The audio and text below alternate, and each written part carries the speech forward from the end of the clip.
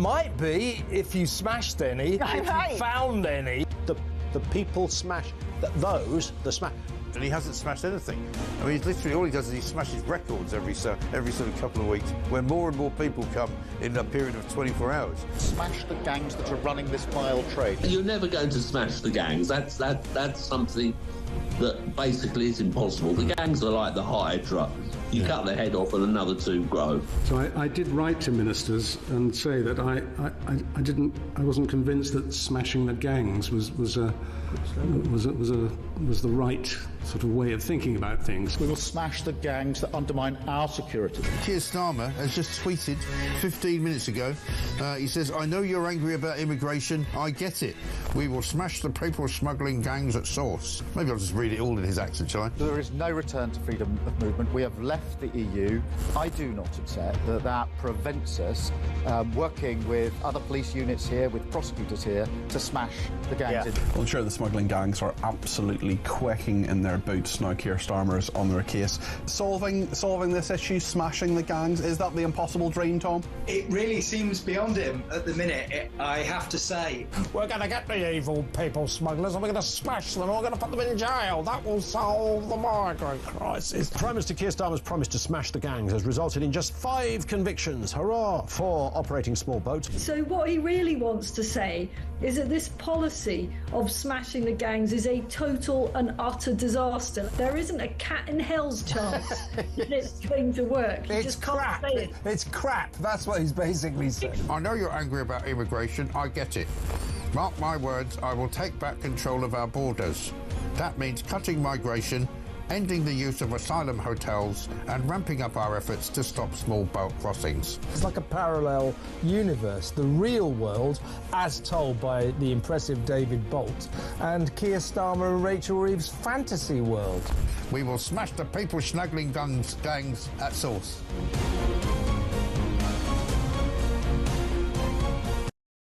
Across the UK, on DAB+, on your smart speaker, on your smart TV, and on your side. This is Talk.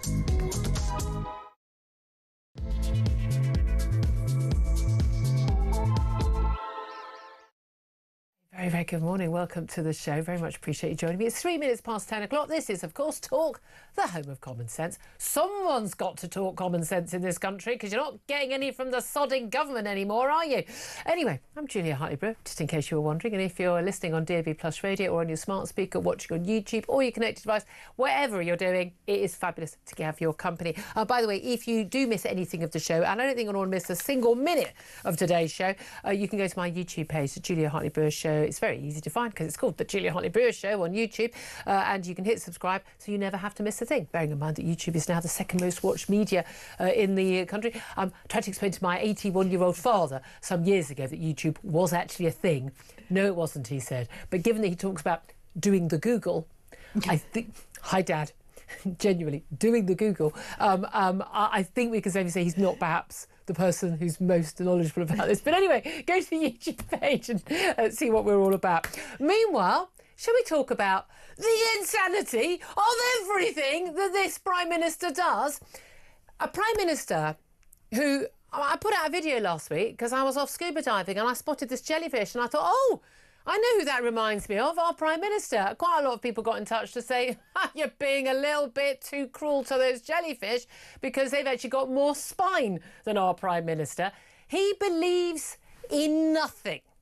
Nothing at all. I'll tell you what he definitely doesn't believe in is the idea that we should be on the side of the only democratic state in the whole of the Middle East. Because yesterday, he sided with Hamas. And when the US government and when Prime Minister Netanyahu of Israel criticised the Prime Minister for what he had to say yesterday in basically, rewarding Hamas, they were quite right. When the Prime Minister announced yesterday that, after a cabinet meeting, Britain will be planning to basically recognise a Palestinian state in September ahead of the next UN General Assembly meeting in New York, based on just simple conditions relating only to Israel, with not a single condition on Hamas. Oh yes, they've asked Hamas to release the hostages. That's worked well over the last 2 years, hasn't it? They've asked them to agree to a ceasefire. Well, they just rejected one only the other day. Even Qatar, their big mates,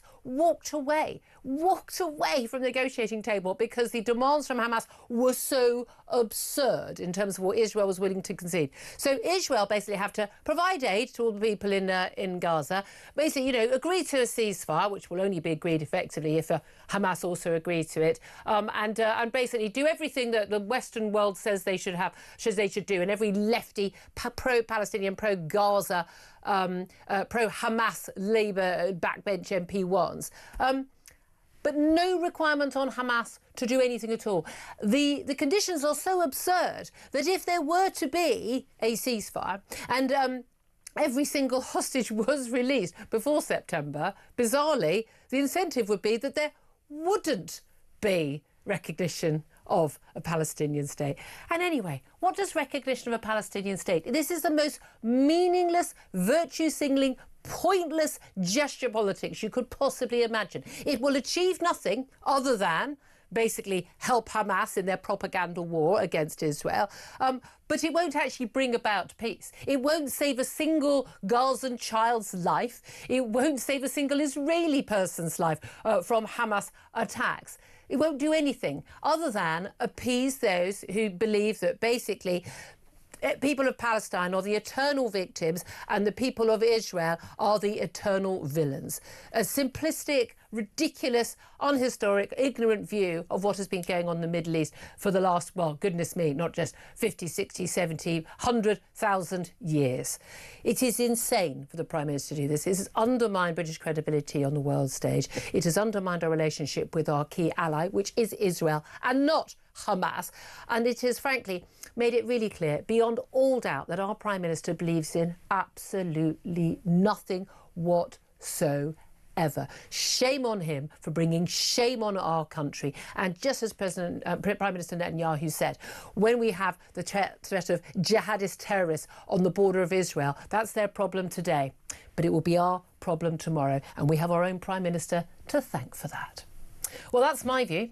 I'd love to know your view. Later in the show, we're going to be talking to some people who perhaps disagree with my stance on this issue. You are welcome to agree or to disagree. I'd love to hear your thoughts on this. I am so horrified by this announcement from the Prime Minister, but I'd like to hear what you think, particularly after Israel and US have accused Keir Starmer of rewarding Hamas for announcing a plan to recognise the Palestinian state with conditions on Israel but not on Hamas. That has, by the way, been reiterated by the Transport Secretary, who's been on the media round this morning. What's your reaction to that? Give us a call.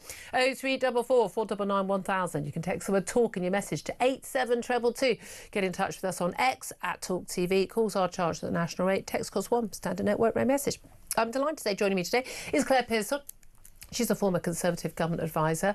I have to say, Claire, pleasure to have you on the show. I was very, very encouraged by what Kemi Badenoch had to say yesterday. She tweeted and making, lots of very, very sensible points about this. She's been really firm on this issue. What was your reaction when you saw that utterly pompous, absurd press conference of the Prime Minister yesterday? I was listening to it, so I didn't watch it. I had it on in the background. But the voice drives me to a distraction anyway. But you look at what he's done, which is essentially blame Israel, make everything harder for Israelis and for our country to be taken seriously on the world stage, and the terrorist organisation that's Hamas gets off scot-free. So if there's a ceasefire or not, there are no conditions on Hamas. They don't have to do anything, don't have to put any hostages back to where they should be. But and that's it. And this demand is whether Israel needs to agree to ceasefire. They just did. They literally just did. It was Hamas that didn't agree. They were agreeing to sort of give away, 1,200, 1,500, prisoners, many convicted, people serving life in Israeli prisons. People they've captured, during this war for, committing atrocities. And they're giving them up to get 20 live and possibly another 20 dead hostages, bodies home. But that wasn't good enough for Hamas. But again, this is the thing. They're saying that, they repeat the conditions, and Heidi Alexander, the Transport Secretary, repeated this today, that, they're still asking, saying Hamas must return the hostages. Again, well, OK, well, where's the pressure on them for that? Yeah, exactly. But you're going to... But it's not a condition of recognising the state of Palestine. They cannot be involved. They have to agree to a ceasefire, and they cannot be involved in any future Palestinian state. OK, well, so who's going to be in control of Hamas? Oh, the Palestinian Authority, the Fatah-backed Palestinian Authority led by, Mahmoud Abbas. I mean, who was last elected 20 years ago and hasn't held any elections since. Oh, yeah, absolutely. Yeah, let's have them in charge. Because they are apparently the, quote, moderates. It depends which bar you're starting from. Yeah, exactly. They're the moderates who've said that when they have a Palestinian state, they will expel every single Jew from their land. Yeah. That, of course, will be, the good kind of ethnic cleansing, not the bad kind of ethnic cleansing of moving people out of Gaza. I mean, again, you have to keep up with the rules. There's no doubt at all, this is less about international politics. This has got zero to do with actually trying to bring about peace in the Middle East and saving a single life in Gaza. This is all about domestic politics, isn't it? You've got the likes of, Wes Streeting, who backed this as well, Angela Rayner, Keir Starmer himself, facing the prospect, possibly, of losing his seat at the next election because of these factions, these sort of pro-Gaza factions who think that Gaza matters more than anything else in Britain. And they face that threat. He is simply appeasing a hard left, pro-Gaza, essentially pro-Hamas lobby. He's got really concerned with the rise of Jeremy Corbyn's little start-up party, because those are the ones What's it called this week?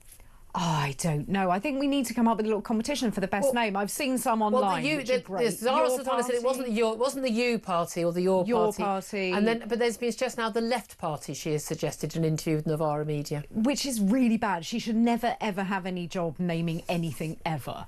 Pets, that's a good children. She shouldn't have a job at all. But anyway. No, I mean, that would be lovely. But so we can't have everything. No. But I think that he is really worried. Keir Starmer is really worried about the rise of the far left. He is worried about his backbenchers who are now emboldened to disagree with absolutely everything and push him into U-turning on every opportunity. And they know they can get that because it's happened already. I mean, and that's the thing. I have to say, Netanyahu, this rewards Hamas's monstrous terrorism and also punishes its victims. Yeah. I mean, that is the truth, isn't it? I'd like to think I was shocked by this, but I'm not, because I said that he's worse than a jellyfish. He has absolutely no backbone at all. But this won't actually be enough to appease his own Labour backbenchers, because there isn't a full, arms embargo. They haven't recognised the Palestinian state. There are conditions on recognising the Palestinian state. It shouldn't have conditions, the people are saying. So it won't be enough for those people, but it's absolutely gives succour to Hamas. So again, it's the worst possible measure. But this claim is that he wants to announce this at the most, the point where he can have the most influence. In what way? How is this going to influence what Israel does? Sorry, the idea. Here's the thing. This is a scenario. Okay, so I'm living in my house, and I've got terrorists living all around me who are constantly attacking me, and I go in and try and sort of tackle them. Yeah, and yes, sometimes some people die as a result of that. And someone who lives, in a nice leafy suburb in 3 counties away says, if you don't agree to let them, have their land and live in peace, even though you didn't attack them, we're going to recognise those people as legitimately having their homes. You'd be like, well, it doesn't change anything for me on the ground. I've still got genocidal terrorists living next door to me who are a threat to me, my family, my neighbours, my children, my homeland. Yeah. This is the thing they don't get. This isn't posturing. This isn't this sort of like Tuesday night meeting of, the hard left in Islington. It's not a book club. This is an existential battle for the existence of Israel and Jewish people's lives. And our Prime Minister doesn't get that. And he's married to someone Jewish. This is the bit I don't get. He's got so much pressure around him, but he's also stuck to the sort of 2-state solution, which keeps being talked about, and I think is further away than it has ever been in the last. Who doesn't want a 2-state solution? What's that? Hamas and Palestinian Authority. Exactly. They keep rejecting it. Exactly. So I don't know where he thinks this negotiation's going to go. Well, it isn't a negotiation. He is kowtowing to the left of his party. He is looking at Hamas to bring him some popularity with people in this country. Yeah, good luck with that. Who knows where he's going to get that from? I think that the British people as a whole, I mean, we see these horrific anti-Semitic attacks. We see stuff online is absolutely foul and disgusting. And I know so many Jewish people who are saying, we're upping sticks. We are making a plan to leave this country. That is an abomination to me. That is a source of abject shame to me as a Briton. Anyone should feel that. Muslim or Jewish or any other faith or no faith at all. No one should feel that in this country. Oh, diversity. Oh yeah. Well, apart from for one particular ethnic and religious group. I just find it extraordinary that we have got into this state. Do you think that if the Tories were still in power, we'd be in a different position? It's hard to say, because these are the strongest words I've seen coming out of the Conservative Party for some time. So Kemi Badenoch, for once, has stood up and has said something that I fundamentally agree with. And you are always very critical when you think they're saying the wrong thing. I absolutely am. But the party hasn't been particularly strong for a while on this, and it keeps sort of pushing it into the long been grass. strong on this.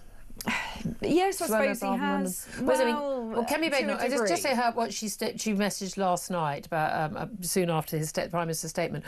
When the country is looking for answers on asylum hotels, the cost of living is getting worse and doctors are threatening to go on strike again, further endangering lives. It's disgraceful that Keir Starmer recalled his cabinet to try and sort out a political problem for the Labour Party. That is bang on, isn't it? This wasn't some sudden emergency. Recognising a Palestinian state, Kemi Badenoch says, won't bring the hostages home, won't end the war and won't get aid into Gaza. This is political posturing at its very worst. I mean, as I've tweeted out, nailed it. Yeah. It is political posturing, isn't it? Yeah, it absolutely is. And it isn't going to make a single bit of difference to those people who are in need of aid. It's not going to make it get to them any quicker, and it's not going to return hostages home to Israeli families. But it is going to give succour to the terrorists who made all this happen. Let's talk about other events in the world, non-man-made disasters, and that's the tsunami warnings across the Pacific that we've woken up to today. A huge earthquake, an 8.8 magnitude earthquake off Russia's far eastern coast has triggered tsunami warnings across, California, Hawaii, Japan, China, even as far afield as New Zealand, the Philippines, Mexico, Peru. I mean, this is a huge earthquake, possibly the biggest, they think, in about 50, 60, 70 years. And because the magnitude is just extraordinary when it goes up by each magnitude. It is, again, by an order of magnitude. I mean, it is adding a zero. This is a huge earthquake, and there is a really big concern about tsunamis, and there have been warnings going out already.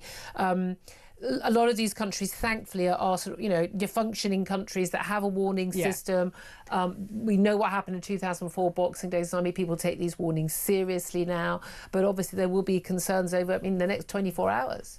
Well, there always is, and there will always be those people who either can't get away or won't, and they want to stay around and protect their home. If they choose not to, but tough. Looking at images that have come out from places like Russia, from Japan, just looking at the damage something like this can do. And it doesn't, to us, we're not very good with earthquakes and magnitude because we don't really get them in this country. We don't really understand. We lose a couple of wheelie bins when there's an earthquake. And we rebuild because we're a nation that, can pick up the flower pots. But it is unbelievable the damage that this can do. And it's not just to buildings.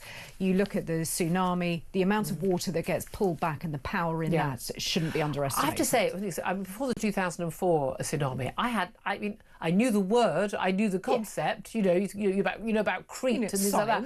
But I don't remember any tsunami happening in my lifetime. And now suddenly it's earthquake warning and tsunami warning automatically. But maybe we're just more aware of it. We've got that ability to predict these things, to know about these things, and that international communication, which does help. Well, fingers crossed we will not see loss of life on that. But we'll keep you posted as we have seen some higher waves and water entering. I think Japan has faced problems already. Let's talk about what's going on in our country, though, in our capital city even. Lawless London is the headline in a number of papers. Knife offences in London have increased by 86% in a decade, according to a new report from the right-wing think tank Policy Exchange. You'll never guess You'll never guess who's been Mayor of London in all that time. Yeah, do you want to go out? Oh, yes, Sadiq Khan. Criticised by Donald Trump for what he's done in London. I didn't like the nasty person thing. I've met the guy, I know the guy. I don't think he's nasty, I just disagree with fundamentally, and I say it to his face everything he says and does. But I'm also pointing out that knife crime, almost 15%, the West End of London has more knife crime than almost 15% of the rest of the capital combined. They're targeting tourists and as well. But just 5% of all robberies, so 1 in 20 robberies are actually ever solved in London in the last year, and less than 1% of theft from the person, i.e. a mugging. And we know this. I mean, how many times are we going to talk to friends and family who have had I had a bag taken off me. He didn't turn up to court last month. Still waiting for another court day. I mean, it's amazing, isn't it? These people don't turn up to court. Who knew? Deep sigh. But at least they charged him, and it's only because you have to charge this guy. They've alleged, my alleged bag thief, it's on camera. That people who say, look, I've got a bike stolen, it's tagged, or I've got a phone stolen, I know where it is, I've got to find my phone, I'm literally looking, I'm standing outside the house, I recognise the guy who stole it from me, and the police go, there's nothing we can do. Is it any surprise that there are fewer crimes being solved? Crime is on the rise.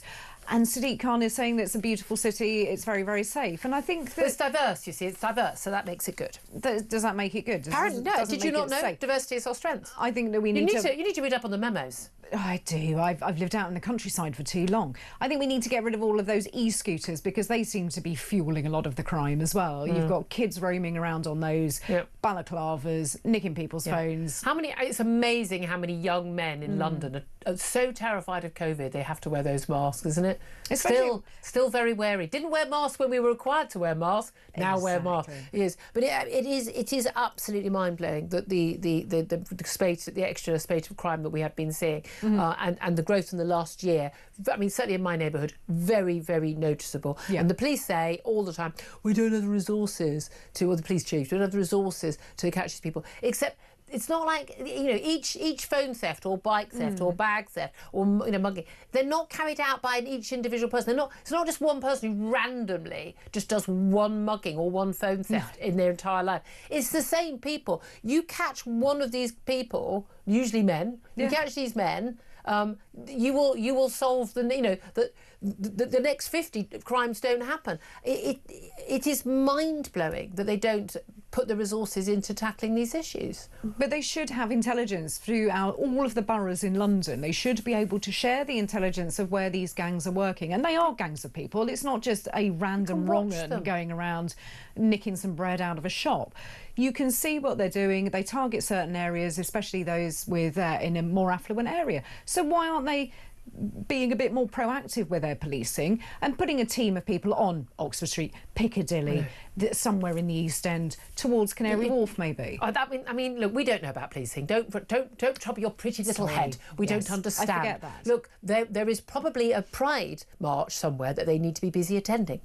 Or maybe someone's written a tweet that they're a bit cross about, and someone's been offended by it because someone's been misgendered. They've got priorities, Claire, and I really think you should don't talk about stuff you don't understand. I'll get back in my box and let them get on with their dancing and their rainbow shoelaces. Yes.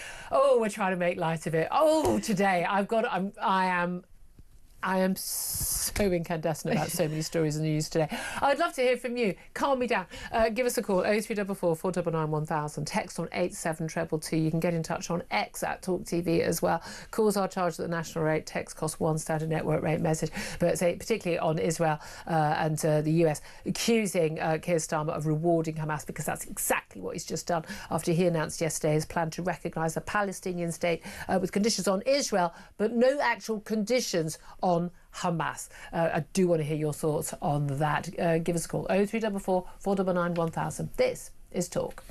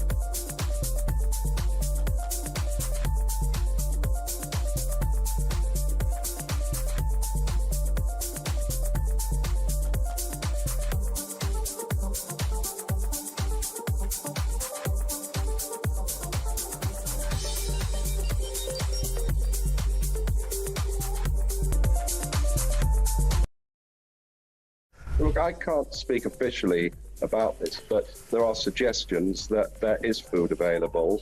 I mean, I wonder, and I think others are wondering, where some of this footage is actually coming from, in view of the fact that Israel has barred TV cameras from the area. So I'm not quite sure where some of these reports or where some of the food, that some of these images are actually emanating from.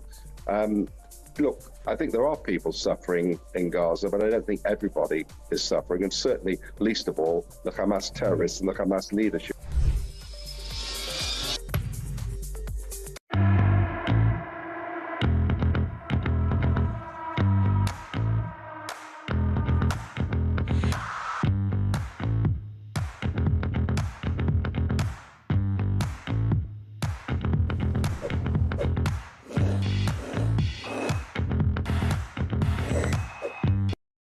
Across the UK, on DAB+, on your smart speaker, on your smart TV, and on your side.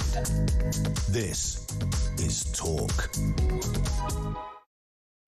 Very good morning. Welcome back. 10:26 is the time. Let's get to your messages coming in about Keir Starmer basically announcing a plan to recognise Palestinian state, but with conditions on Israel and none on Hamas, and criticism from the US and Israel that's rewarding Hamas. Ian says, is this a Keir Starmer policy or one of Lord Hermer's? Oh, yeah. I mean, Lord Hermer will be totally up with this one.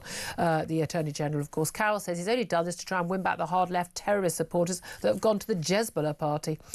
Jean says Israel is guilty of committing genocide. Oh, Jean, you need to get a dictionary to find out what genocide actually is. She says the US is complicit in the suffering of skeletal, starving children.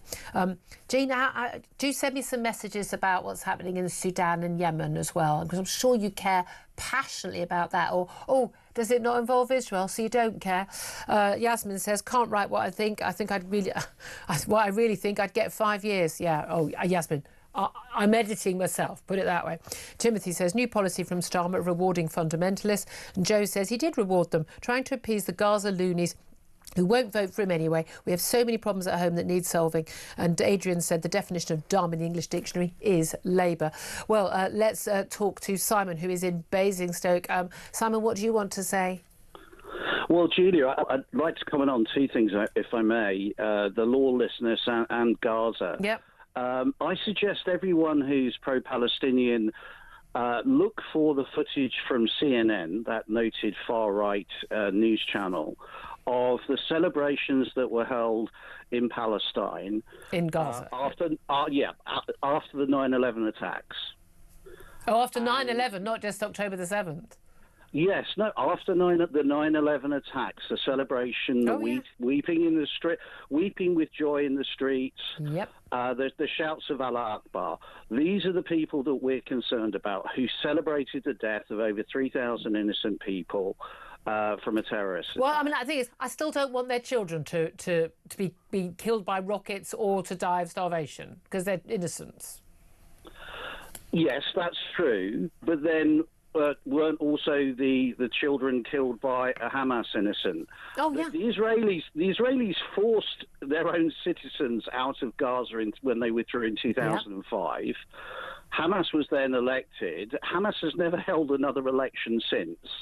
Anyone protesting against Hamas has a very short lifespan. Yep. Any country that's accepted large numbers of Palestinians, Lebanon, Jordan, has suffered massively from it. Yep. Lebanon used to be the Switzerland of the Middle East. Yep. Now it's a sectarian country that's basically ungovernable and bankrupt. So, and if you look at satellite pictures of the border wall around Gaza, the thickest, densest, most controlled part of it is not actually on any part with Israel. Yep. It's on the Egyptian end of the line. And they're run by the Muslim Brotherhood. They're run by extremists now themselves, and even they don't want them. Exactly. No country in the Middle East wants Palestinian refugees. Yep. If Jordan could deport the ones they have, they would. Yep. It's massively destabilised Jordan. With respect to the lawlessness, I think there's something the Reform can do about that now. If Reform comes out and said on its first day in power, it will remove Crown immunity from British politicians, senior police officers and civil servants, allowing those people to be sued for actions that's led to harm to British citizens, then I think that will be a restraining factor on what our government does. Very interesting. Thank you very much for that, Simon. Just interesting. Claire Pearsall's face, you're a bit confused by that. Is that a thing? Would that you worked in the Home Office? I'm not sure that... I think it just opens up politicians and officials to any kind of abuse of process when it comes to decisions that people But there don't isn't like. any accountability. No, there isn't. And I think that that is a definite thing that we need to look at, but I'm not sure that prosecution is the way forward. OK, all right. Then let's go to Colin in Rugby. Colin, what do you want to say? Well, I'm absolutely disgusted with Keir Starmer, but then again, most of the time I'm disgusted with Keir Starmer. No change there. But I mean, I remember when I used to go to Israel, and during the period around 1998, I drove up through the West Bank and all that. And at that time, the Palestinians were offered a new state, and with all sorts of international, and Yasser Arafat turned it down. It was 95%. It was 95% of the land they wanted, and in return, Israel also offered 5% of their territory in return for that missing 5%, and they still turned it down. They turned it down, and the only thing that they want is to get rid of Israel and all the Israelis into the sea. That's what they actually want to do. Yeah. And it's just impossible to get anywhere with people like this. And as your previous caller said, nobody wants the Palestinians because they're so destructive to the state or anywhere they move. Well, again, this indoctrination that's been going on in schools, let's pay people for, for big suicide bombers and as many for each Jew they kill. I mean, there are Labour MPs right now who are agitating, and there's a court currently telling the government that they should be allowing Palestinian refugees into this country. And I think most of us would say over our dead bodies, because the British people are pretty sane on these things. Colin, thank you very much for your call. I'm going to take a quick break. Do get in touch. Love to hear your thoughts, whether you agree or disagree. Take on all comers. 0344 499 1000 is the number to call. Up next, going to talk to Trevor Kavanagh. We're also going to be talking to an earthquake expert about that 8.8 magnitude earthquake that has sparked tsunami warnings across the Atlantic. The Pacific Rim. This is Talk.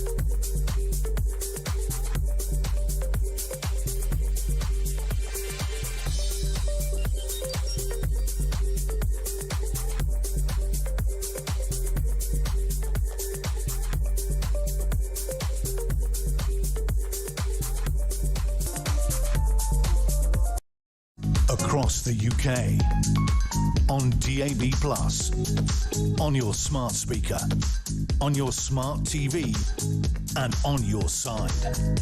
This is Talk. Good morning, welcome back to the show. It's coming up to 10:35. Let's talk to Trevor Kavanagh now. He's the former political editor of the Sun newspaper and joins us to talk about, where we are on international and domestic affairs. Very good morning to you. Good morning, Julia. Thank you very much indeed. Look, we had this announcement yesterday for the Prime Minister, a rather sort of pompous press conference after he held his emergency cabinet meeting yesterday. And he announced that the UK, basically will be recognising the state of Palestine. They'd be the second G7 nation to do so after France, but along with another. Huge number of countries have already recognised the state of Palestine. But many people are pointing out that not just the criticism from Israel and the US, but that this is far more about domestic politics than it is about actually anything that would help a single child in Gaza to get food or bring about any chance of peace? Yes, I mean, this is the absolute definition of gesture politics. It's not going to happen. It will not happen. And if it did happen, it would be a disaster both for the Palestinians and for Israel. But you're right. I think that Keir Starmer is running scared. He's running scared from his left wing and from the Muslim voters upon whom he relies for quite a lot of Labour seats. So, and the thing is, as your caller Colin mentioned only a few moments ago, I think a well-informed viewer and listener, this has been tried many times in the past through very careful negotiations at the highest level involving the presidents of the United States. And every single Palestinian leader from Yasser Arafat onwards has refused point blank to go down that route when they get to the crunch. They don't want it. They regard the Palestinian people as their pawns, their propaganda weapon, and the sight of Palestinians being shot, bombed, or starved is grist to their mill. What do you make of a lot of the footage that's coming up? Because it's really interesting. Keir Starmer mentioned this of Heidi Alexander, the Transport Secretary, who's been out defending the policy today, and again asked by every single interviewer. So the conditions are on Israel to agree to a ceasefire, to let in more aid and the like. And if they don't do that, then the Palestinian state would be recognised. It's interesting that those conditions are only on Israel, but there are no conditions on Hamas. They said, oh yes, we do expect Hamas to release the hostages and agree to ceasefire, except they will have no role in a future Palestinian state. There's no sign of them doing any of those three things, and they're not conditions of the recognition of a Palestinian state extraordinarily. But what do you make of this decision at this time, and why Keir Starmer is so beholden to his left wing when he's got a massive majority, he's got more than 400 MPs, and so beholden to the effectively, the Gaza vote? Well, it's almost, isn't it, as if October the 7th never happened. Yeah. And somehow or other it's Israel's fault that 1,200 innocent young people. There are literally people who think that. Yes, there are. I mean, they've forgotten it, really. And in any case, Israel is to blame. It's their fault for stoking the attitudes that led to that atrocity. And this is the strangest thing about the whole Labour Party stance on this. There is no way that you can justify the idea of handing a chunk of Gaza over to an actual Palestinian state, which would not have a relationship with the next door neighbour. And indeed, I mean, we had a very interesting article in the Sun today from a former Labour MP who has actually been campaigning for a two-state solution, but points out very accurately that it's the wrong time to even consider such a thing. I mean, while you've got effectively a war in progress, you're not going to have a peaceful relationship between the two sides. No, exactly. Well, I mean, how much do you think this has actually been directed by the media coverage? Because Heidi Alexander, the Transport Secretary, and the Prime Minister and others constantly citing, and Donald Trump as well in that press conference in Scotland, constantly citing the images. We don't want to see these images of emaciated children. We don't want to see these images of hunger. As if it's, how the West feels that's the issue as opposed to reality. As in, if we don't see it, then it doesn't really bother us, which is sadly the truth, because we're not bothered about what happens in Yemen or Sudan, because it's not on our TV screens, it's not on our social media feeds day in, day out at all. But actually an awful lot of that footage is complete and utter propaganda. The Express at the weekend had a picture of a child as the image of, terrible image of an emaciated child. The child isn't even in Gaza. The child has been in Italy for a couple of months where it's being treated for a congenital health problem, which is why it's so terribly skinny. I mean, so much of what this is being based on is actual downright lies. Well, it's worse than that, because the people who are suffering in this ghastly situation, the children and the mothers who are clearly hungry, some of them in a serious state, they are the victims of Hamas, not Israel. Yeah. Hamas is stealing the food and even punishing Palestinians who try to get hold of it. All of this is being ignored, as far as I can see, by the mainstream media, apart from one or two newspapers who are giving the full picture. But this is manipulation.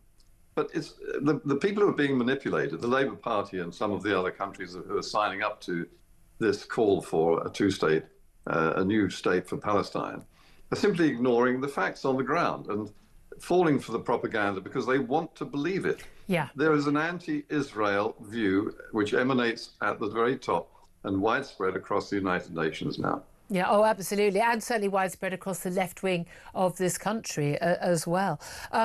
Let's talk about domestic issues, because Kemi Badenoch actually, pointed out in her tweet criticising the Prime Minister's stance on this. We've got a lot of domestic problems. Earlier in the week, we were asking our audience, should he be, chatting about Gaza with Donald Trump, although he says that he didn't, when, there's stuff back home we'd like to deal with. We've got some new stats out today about knife crime offences in London. They've nearly doubled in a decade under, guess who's been in charge of London as not just the mayor, but also the Police and Crime Commissioner for London, the man who decides where resources and policing and the priorities go, Sadiq Khan, but also that only 1 in 20 muggings in London were actually solved last year by the police. We have a crisis of crime and a failure of policing in our capital city. It's actually also, many other cities are seeing big problems as well, but it's basically off the scale in London, isn't it? What's going on?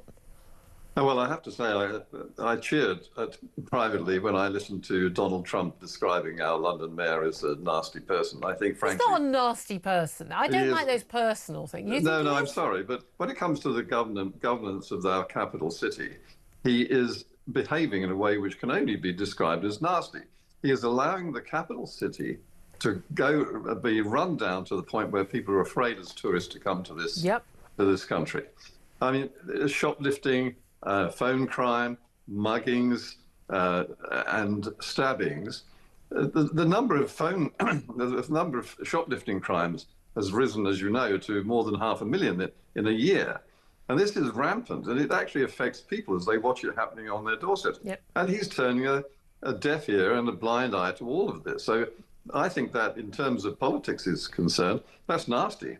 Well, OK, that's a fair point. I mean, particularly nasty. Also, we've had more details coming out about what happened with grooming gangs, particularly in Rotherham, where 5 grooming gang victims have come forward to claim they were abused not just by the grooming gangs in Rotherham, but also by police officers who were supposed to rescue them from the grooming gangs. One of them says she was raped from the age of 12 by a serving South Yorkshire police officer who threatened to hand her back to her abusers if she did not comply. And her view was, I've been abused, gang raped so many times.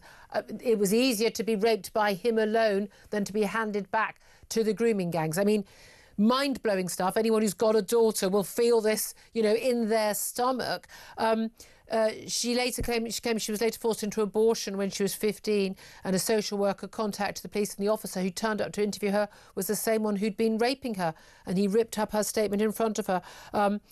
Others reporting police officers having sex with grooming gang victims, abusing girls who they were supposed to be helping. I'm pretty sure you've been around the block a long time, so have I. We've been covering these stories for a long time. None of this comes as a surprise to you. It doesn't come as a surprise, but it is a total shock to think that this could be happening not just amongst the grooming gangs, but among the police officers who are supposed to be protecting us and our young children. After all, these are our kids. These are British children who are vulnerable and in care. They're supposed to be in care. And they're getting raped by the very people who are supposed to be caring for them. And the appalling thing is that what is actually happening right now? We've got promises of an inquiry, but it's taking forever. And by the time, it will not happen while this government's in office. It will be kicked into the long grass. And in the meantime, these gangs are still grooming and raping across the country. Yeah, I mean, that's the thing. It's not a historic issue. It's something that's happening today, right now, and probably on a bigger scale. And interestingly, I've been asking it for quite some time, why do we never hear about grooming gangs in London in recent weeks and months? There's been talk about actually it's on a bigger scale in London. Why wouldn't it be on a big scale in London as our capital city with 10 million people? It is extraordinary. I just want to ask you as a general query. I mean, we've got, we've just had the NHS, we've had strikes, people can't get a doctor's appointment, we've got the cost of living crisis, we've now got, rising unemployment, we've got a huge number of young people on benefits, we have the asylum hotels, we've got the grooming gang issue, rising crime. Do you think that this is all coming to a head, that we are entering some would say dangerous territory, but some might also say perhaps territory we somehow need to enter. I've spoken to a few people who've never broken the law in their lives. I mean, they might have once, speeded at 33 miles per hour. That's the extent of their criminality. And when I've said, we could be heading for dangerous territory with protests and violence on the streets, and they have all, to a man and a woman, replied, good. We need to get there. There needs to be a reckoning. Now, I would never support any violence on our streets, any criminality. We should protest peacefully. We live in a democracy and we have the rule of law. But do you think that all of these issues are at the point now where they are coming to a head, and if they are not dealt with, we are going to be entering dangerous territory? Well, I think you're absolutely right on all of that. The big question is if they are not dealt with properly. While this government is in office, they will not be dealt with properly.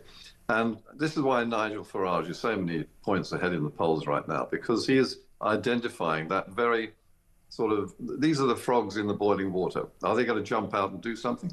Or is it too late? I tend to fear that it's too late, because the authorities, from the very big top to bottom, whether it's the police, the politicians, or the public officials in the blob who are turning a blind eye, the immigration judges who refuse to send anybody back, no matter how heinous the crimes they've committed already.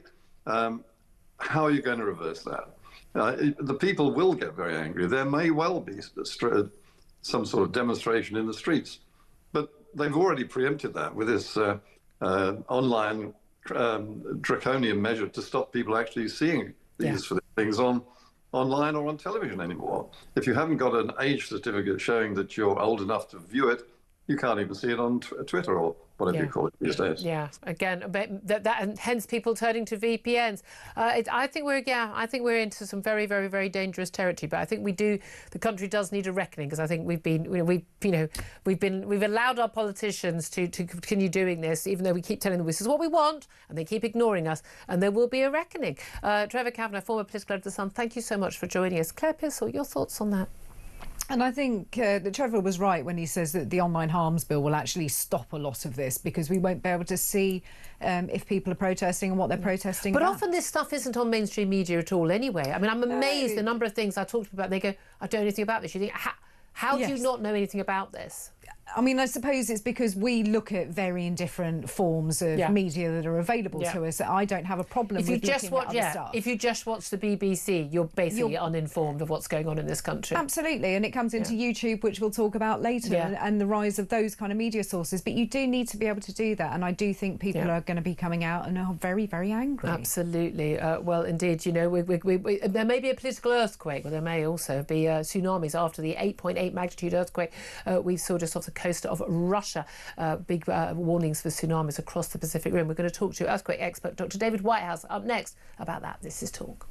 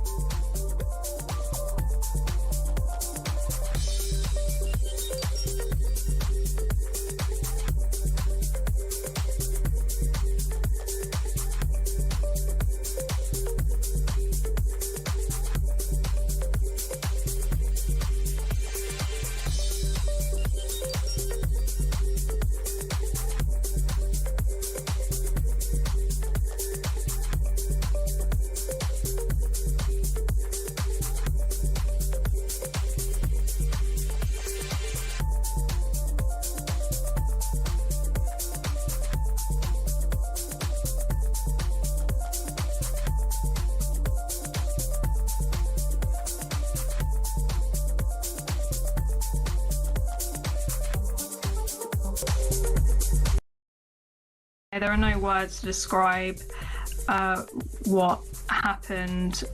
It's kind of not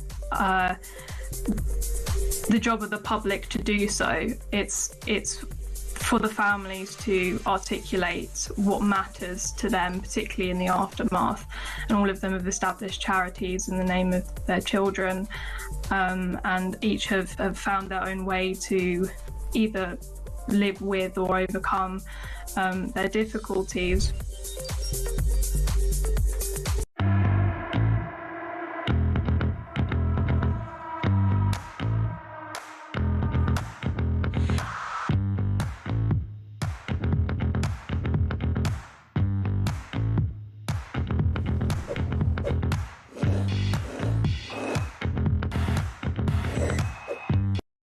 Across the UK, on DAB+, on your smart speaker, on your smart TV, and on your side. This is Talk. Very, very good morning. Welcome back to the show. 10:51 is the time. I'm Julia Hartley-Brewer. We'll be talking about political earthquakes. Let's talk about real earthquakes. An 8.8 magnitude earthquake that hit off the coast of the eastern coast of Russia has prompted tsunami warnings across the Pacific. Let's talk about that now with scientist and earthquake expert, Dr. David Whitehouse. A very good morning to you, David. Good morning. Thank you so much for joining us. Can you just first explain to us just how big, how huge an 8.8 magnitude earthquake is? It is extremely huge. It is well within the top 10 most powerful earthquakes recorded in the scientific era. It's probably number 6. So this is a giant of an earthquake. And had it occurred in many other places where the 2011 earthquake occurred, or indeed where many of these others have occurred, it could have caused major devastation. Yeah. But although it was a dramatic earthquake, a so-called megathrust, which displaced an enormous column of water which set off the tsunami going, it does seem as though it's not as big a tsunami as could have been, and that the authorities have been spectacular in informing people and getting people out of the way. And things have massively improved. I think most of us remember, first real awareness of how dangerous the tsunamis were. 2004 Boxing Day tsunami, and horrendous devastation that caused on so many countries. In terms of whether an earthquake is going to lead to damage, we seem like we had the earthquake in Turkey, we saw huge damage there. But we often see earthquakes in more sort of first world countries like Japan. They don't cause as much devastation, and certainly not loss of life, because they're able to build buildings, to building regulations and actually have, able to keep people safe. But when an earthquake strikes that causes a tsunami, what is it? Is it just that it's underwater? Is it a level of magnitude? Is it how deep it is? Or what is it that means that there is a devastating tsunami, or just, a few feet extra of water? Well, you're quite right to identify the human factors that multiply the effect of an earthquake, particularly in Turkey, where most people were killed by falling buildings when they shouldn't have been. And as you say, Japan, the most earthquake-prone country in the world, is able to cope with this very well. This was a megathrust. Now, what that means is that the Pacific tectonic plate, which is a huge, dense piece of rock, which is being forced underneath the continental plate, the Asian continental plate, at 3 inches a year. Now, that might not sound very much, but with the mass that's being pushed there and the build-up of tension means that in this region, this part of the Pacific Rim of Fire where this happens, you get build-up of incredible tensions and you get a sudden release. And a megathrust is when the rock actually moves up and down. If it waggles from side to side, that doesn't cause so much of a tsunami. But if it moves up and down by even a few meters, that displaces an enormous amount of water. Now, the way that tsunami then spreads out from the earthquake region can be very variable. It depends upon the topography of the sea. It depends upon exactly where it occurred. And it's not quite like ripples in a pond. It's more like spokes in a wheel. And this incredible energy then travels at the speed of a jet airliner across the Pacific. So you actually, unlike an earthquake, you get several hours notice, except in the case of 2011 in Japan, where it occurred so nearby they didn't. So Hawaii was looking at midway, because there are tidal gauges on Midway, to get an estimation of how bad it was. There are, after 2011, there are sensors on the sea floor which can look at this, but the way the tsunami works is in deep ocean, you hardly notice it. Yeah. The energy is spread out. When you get to the shore, the energy is concentrated, and that is always an uncertain estimate as to how much damage, as to how high the tsunami will be. So a country or an island that can be further away can get more damage than one that's near. It just depends how it's moved. So we know that Hawaii has been the highest alert, Philippines, Japan, California coast, Mexico, Peru. I mean, even as far afield as New Zealand have had these warnings. You mentioned earlier that it perhaps looked like it wasn't going to be as bad as first feared. What have we seen so far? Well, we've seen Midway, actually, the thing which happened as soon as this earthquake occurred is that everybody started watching the tidal gauges on islands nearby, because that gives you an early indication of what's happening. And Midway was a little alarming for an hour or so. But when the tsunami reached Hawaii, of which it's the first part of the tsunami, you have to say that it just doesn't hit there and stop. The ocean sloshes about, and you get various waves and counter waves. So you have to be vigilant for at least 24, 36 hours, because the first one is not always the big one. But so far, Hawaii has managed it very well. You've seen a few feet. It was thought that it could have been worse than that. The Tokyo 2011 was 40 feet. Yeah, now, and we remember that footage, don't we? That's when we had the cars floating down, just the river in gorge took over the motorways, and just the cars were just floating around the bay, weren't they? That's right, and you must remember that water is heavy stuff. It is solid stuff. Even a few feet of water coming towards you packs an incredible punch and can be fatal and can do enormous damage. So getting people out of the way, which they're very skilled at, particularly in Alaska, because Alaska is in the firing line for these earthquakes in the Japanese region. They never went to the highest alert. They started off with an information, then they went to alert. They never went to a warning. So they have downgraded it. So we seem to have had an example of the power of nature and been let off a little lightly this time. Certainly, we hope so. Again, you say that could be more to come in the next 24 hours or so. Dr. David Whitehouse, thank you so much for enlightening us on that. Scientist and earthquake expert.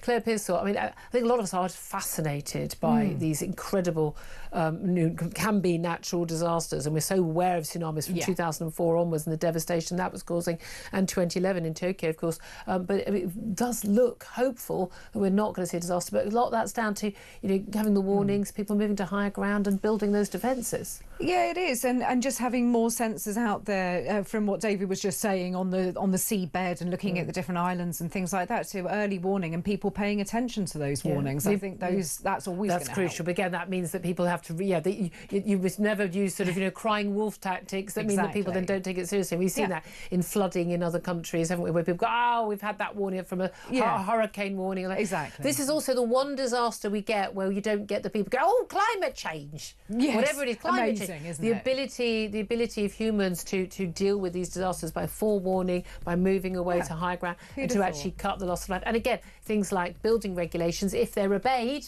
can keep people safe in these scenarios, certainly with earthquakes. But we'll keep our fingers crossed for everybody who's been affected by those warnings. Keep you up to date on any developments on that as well.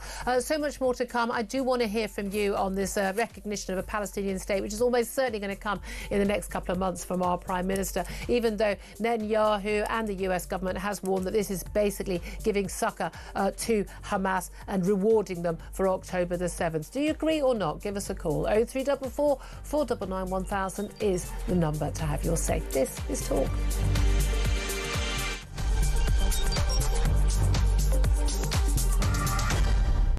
My message to people smugglers is this. I think smashing the gangs is a deterrent. Smash the gangs. Smash the people smuggling gangs. People smuggling puns. He couldn't even smash an avocado for a piece of toast. Or the people... What would that... The people...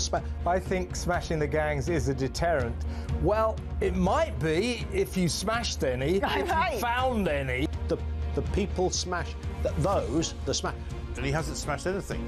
I mean, literally all he does is he smashes records every sort of couple of weeks, when more and more people come in a period of 24 hours. Smash the gangs that are running this vile trade. You're never going to smash the gangs. That's something that basically is impossible. The gangs are like the Hydra. You cut the head off and another two grow. So I did write to ministers and say that I wasn't convinced that smashing the gangs was the right sort of way of thinking about things. We will smash the gangs that undermine our security. Keir Starmer has just tweeted 15 minutes ago. He says, "I know you're angry about immigration. I get it. We will smash the people smuggling gangs at source." Maybe I'll just read it all in his accent, shall I? There is no return to freedom of movement. We have left the EU.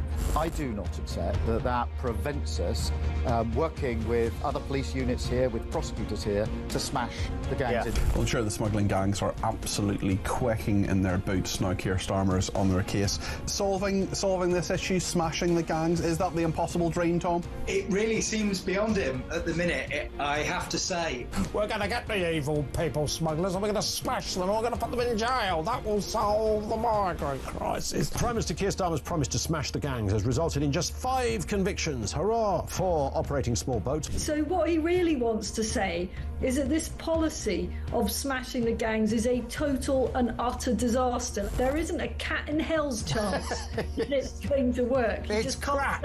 It's crap. That's what he's basically saying. I know you're angry about immigration. I get it.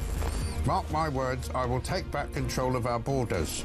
That means cutting migration, ending the use of asylum hotels, and ramping up our efforts to stop small boat crossings. It's like a parallel universe, the real world, as told by the impressive David Bolt, and Keir Starmer and Rachel Reeves' fantasy world.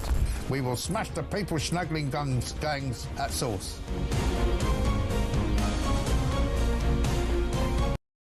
Across the UK, on DAB+, on your smart speaker, on your smart TV, and on your side. This is Talk.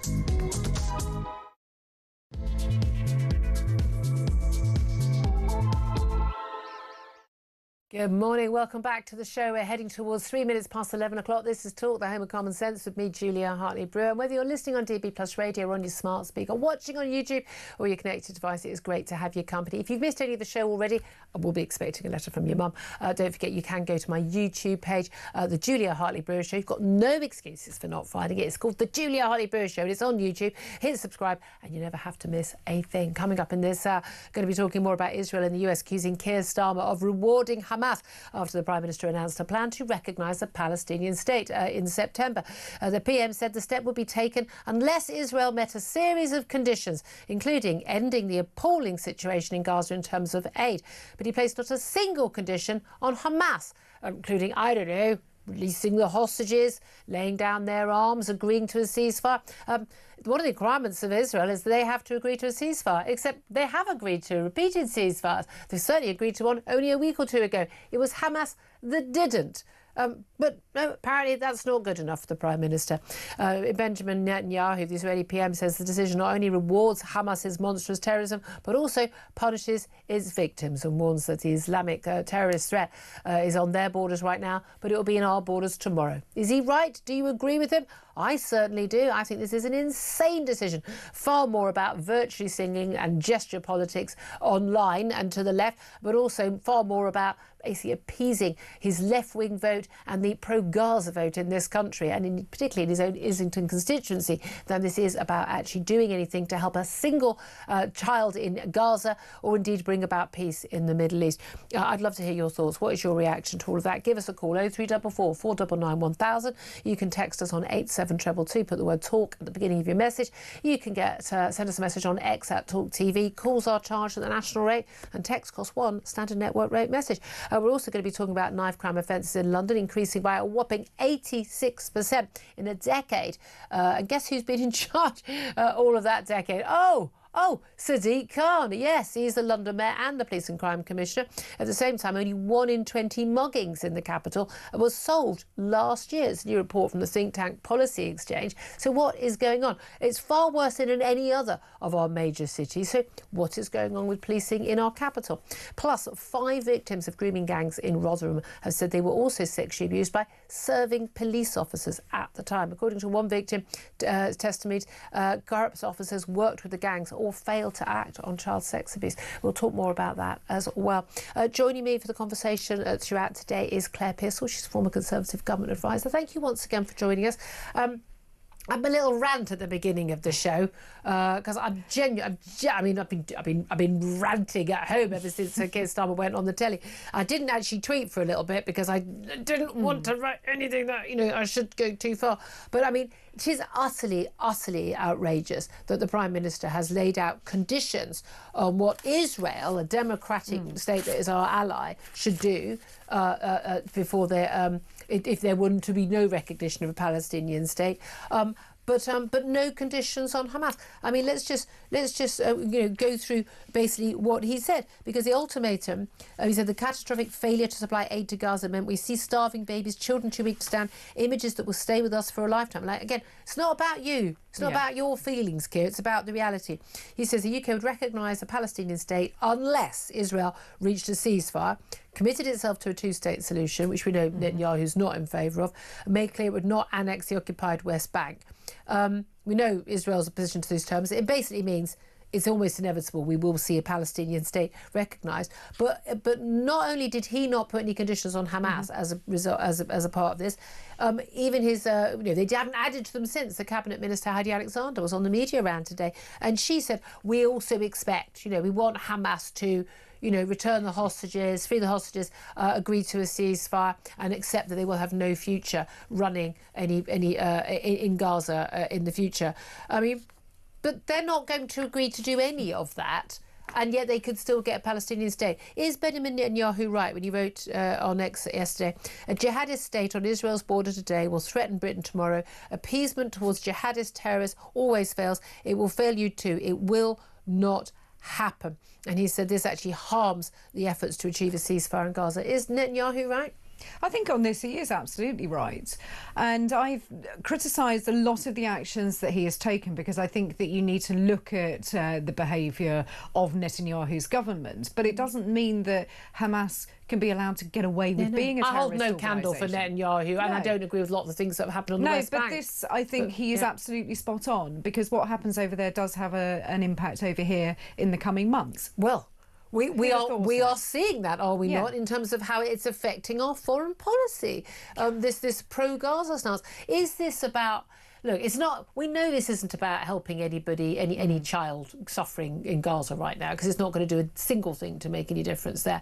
But is this more about virtue signalling and gesture politics to sort of play nice on the world stage and get oh well done from his lot, or is this actually about political posturing and basically appeasing his own Labour backbenchers, who, by the way, the hard left, a lot of the ones who pontificate on this, a lot of those who, and even in his own party, in his own constituency, Wes tweeting his health secretary, he himself facing losing his seat in Islington because of the sort of the hard left, the pro-Gaza obsessed people in his own constituency, that actually it's not going to be enough to please them either.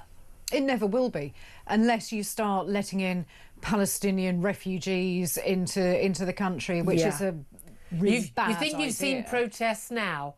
Good luck with that one. Absolutely. But unfortunately, those kind of people who would support that action are exactly the same people who are living in the places like Islington, and they think it's all very, very simple. So Starmer is playing to that crowd, he is playing to his backbenchers and Emmanuel Macron. Yeah. No one else really gets a look in. It doesn't matter what anybody else says to him. It doesn't matter what opinion is out there. Yeah. That's all he takes on board. One of the things I don't get is the people who are very much pro-Palestinian refugees being able, and asylum seekers being able to come here. And we've got a case of a family of 6, I mentioned on the show yesterday, who are basically appealing, and a judge in the courts has basically said to the government, you need to rethink this. They've got some distant relative, I don't know, a second cousin or someone living in England. So they want a right to come here because they say their life is intolerable in Gaza. Well, that's 2 million people, right? So if we open the floodgates, that's one case, that sets a precedent. 2 million people could come here. I don't understand, when Donald Trump says we're going to move those people to other countries, or they should move to countries, that is an outrageous act of ethnic cleansing and an abomination and a war crime. But if, say, those 2 million people said, oh, we'd like to come and live in England, that'll be fine. Now, I get there's a difference between choosing it and being forced, but it's either your homeland and you want to live in it, or it isn't, right? Yeah, and that's the attitude that you find, is that there will be those who genuinely have a link to the United Kingdom, but I think they're going to be very, very small number. Knowing that, I don't care. I literally don't care if you've got a link to the United Kingdom. I don't care. It's irrelevant. I also don't think that the UK should change its policy just based on some scant information coming out that they may or may not have a relative over here. I'm sorry, I don't buy any of this. I just don't even know why it's relevant. I really, really don't. It's just not our job. Look at the neighbouring countries, and you have to look at why Egypt are not taking people across their border. And bearing in mind that Egypt is run by the Muslim Brotherhood, and they're nutters too. Yeah, they really, really are. By the way, good news. Hawaii's tsunami evacuation has, in the last couple of moments, been lifted. Residents have been told it is safe to return to previously evacuated areas, which is very, very good news. We had spoken a few moments ago to Dr. David Whitehouse, who's an earthquake expert, about actually it did look like that this wasn't quite the fears of a huge tsunami after that huge 8.8 mega thrust earthquake. I like that mega thrust earthquake. Never heard that term before. But we learn something new on the show every day. That looks like we're not going to be seeing the devastation of tsunamis. So fingers crossed that holds. In terms of where this goes, though, so let's say, OK, Israel have basically put two fingers back up quite rightly at Keir Starmer. There may or may not be a rift with the US, but I think Donald Trump is keeping quiet on this stuff. But that's it. He's been as staunchly in favour of Israel as anyone could be.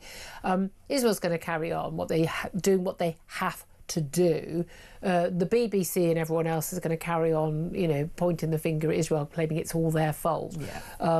And believing every single bit of Hamas propaganda about the number of deaths. 60,000 people have died. It's a tragedy. Well, at least 20,000 plus of those were Hamas fighters. I think that's a bloody good thing. Every single Hamas terrorist who's been blown to smithereens is a jolly good thing. And I'm happy to have a glass of champers tonight to celebrate that news. But there we are.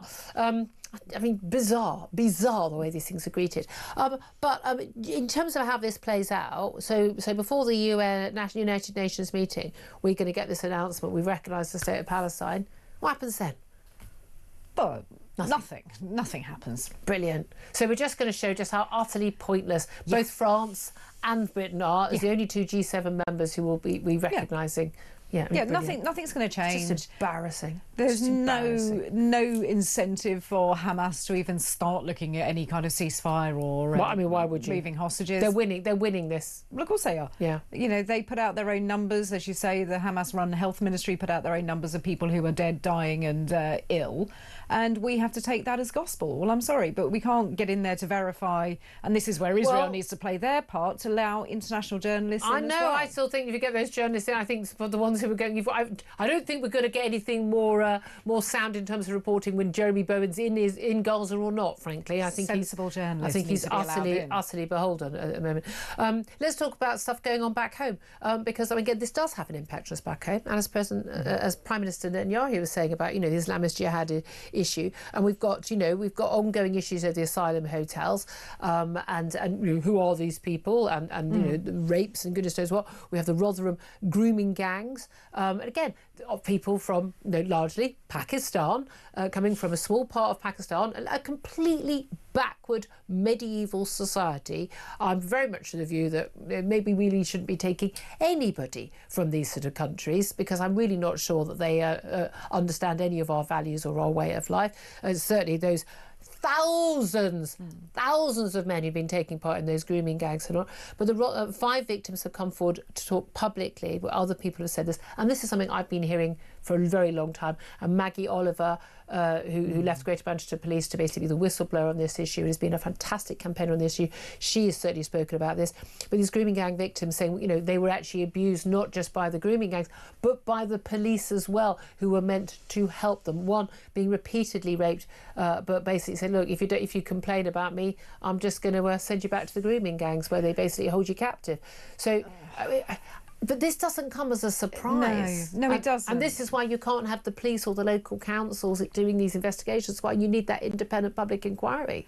Which is what we're not getting. And we've been promised the independent inquiry for such a long time. And successive governments have covered this up, have ignored the evidence right in front of their noses. And it's appalling. And my heart goes out to those victims. They really do. You think that a police officer is there to protect you, and they are the ones abusing you, saying, if you don't behave, I'll just send you back to the other bad person around the corner. It's just extraordinary. And again, there'll be other people who knew it was going on.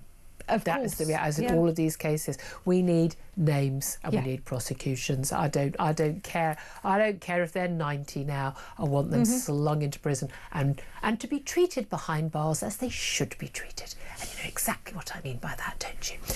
Let's talk about other criminals. Knife crime offences in London have nearly doubled in the last decade. Only 1 in 20 muggings in London were solved last year. Guess who's been... Just guess. Just guess. Take a wild...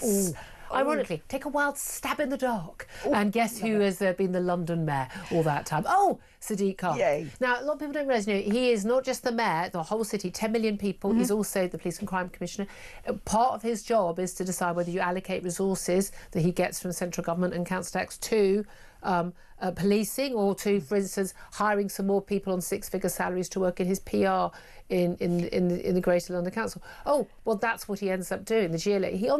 He has, I mean, hundreds of staff on 6-figure salaries. It's extraordinary. But apparently we haven't got enough police officers to walk the streets, keep us safe, or even to actually go and, well, basically arrest someone and take the phone back of someone who says, my phone has been stolen, I've got to find my phone on it, I can locate it, it's in this house, I've seen the bloke coming in and out, and he's the bloke who took it from me 2 days ago. Can you go in and arrest him? Sorry, we don't have the resources. We're too busy monitoring Twitter. And you think this is largely the problem. If they actually dealt with those kind of crimes, then people would see justice being done and get their property back, hopefully. You'd also see a reduction in crime. Of course you would, because people wouldn't do it if they know that there is a good proportion of them being caught for it. No, but also, if you catch one person for one crime, it's not the first time... crimes. Yeah, the guy who stole my bag last year, I mean, I'm going to guess it wasn't his first...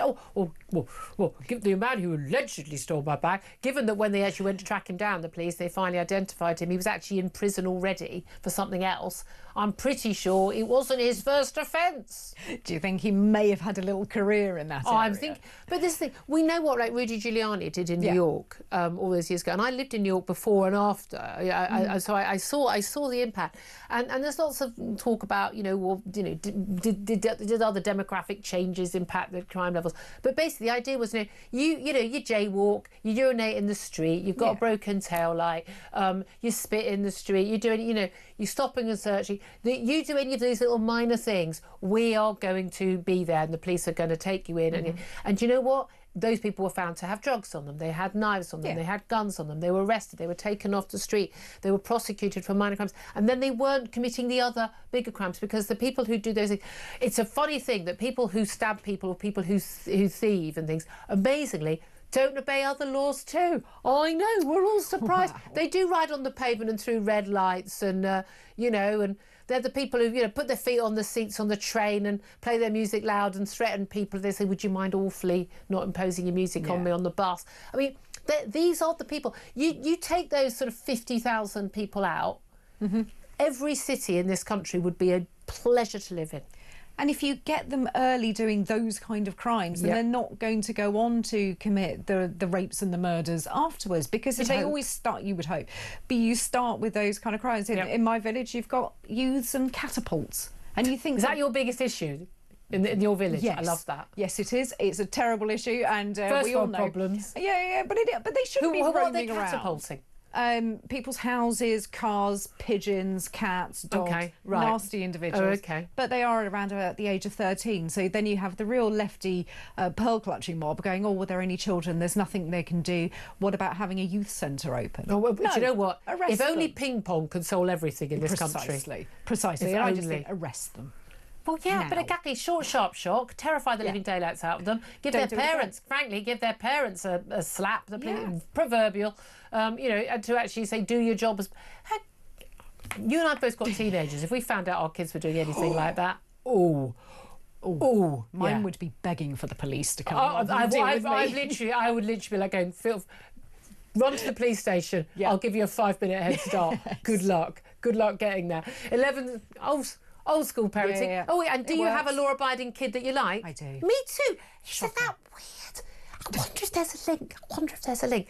Right, we're putting the world to rights, people. Stay tuned. Lots more to come. We're going to talk to the brilliant, the fantastic Jake Wallace-Simons about the recognition of a Palestinian state, from which we're going to get, basically, in a couple of months from Keir Starmer. What does he make of it? I've got a funny feeling he's not on Keir Starmer's side. We'll talk to him up next. I'd love to hear from you after that. 0344 499 1000 is the number to call to have your say on any of the topics that we are talking about. This is Talk.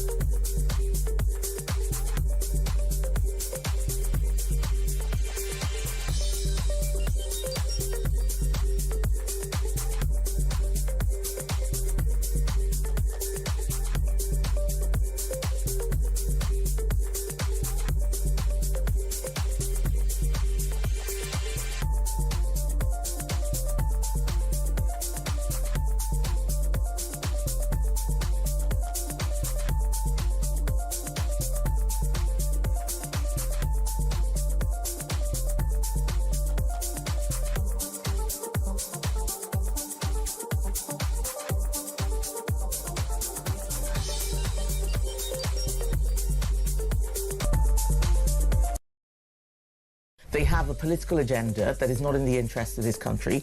It's costing the NHS billions. Doctor strikes, it's about the 12th strike we've had in about 2 years. It's cost about $1.5 billion. And if you look at what Rachel Reeves is doing with the economy, well, I mean, all of your listeners will know, Mike, we don't have that kind of money. It's not good for patient safety. People die during these strikes, operations delayed, people not getting the care that they need. And that's why I've said, right, enough, let's just ban these strikes and get doctors back to work.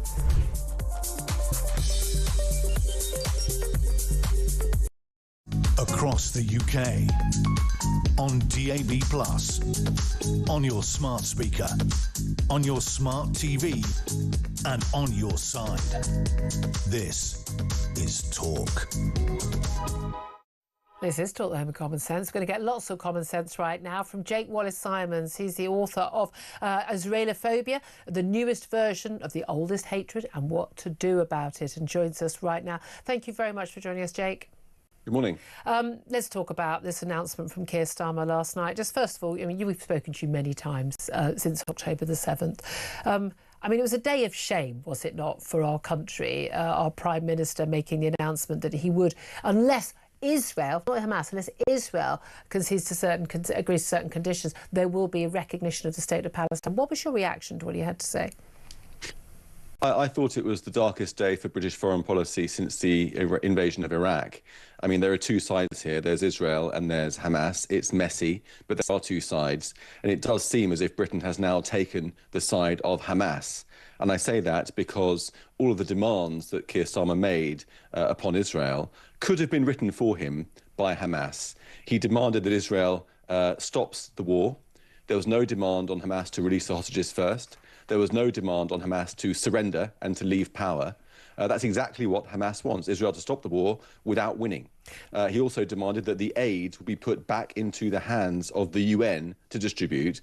The reason why Israel took it out of the UN's hands was because the UN was allowing it to be taken by Hamas. Hamas could then sell that aid and pay its fighters and continue the war. So all the incentives that Keir Starmer was laying out to Hamas was, look, if you carry on the war, if you carry on starving the Palestinians, if you keep the hostages underground, then we will reward you by recognising a Palestinian state and bringing more pressure on Israel. There was no incentive on Hamas to end the war and release the hostages at all. It could have been written for him by Hamas. Well, indeed, they paid lip service, but he and Heidi Alexander, who's the cabinet minister doing the media round today, asked, what were the conditions on Hamas? Were these conditions? I mean, repeated questions on Radio 4 and on Sky and elsewhere, where, so what are the conditions? Are these conditions on Hamas? They say, well, do we expect Hamas to, release the hostages, to agree to a ceasefire, except they will have no future in any future Palestinian state ruling it. But these weren't conditions. I mean, this question was asked probably about 10 times that I heard this morning.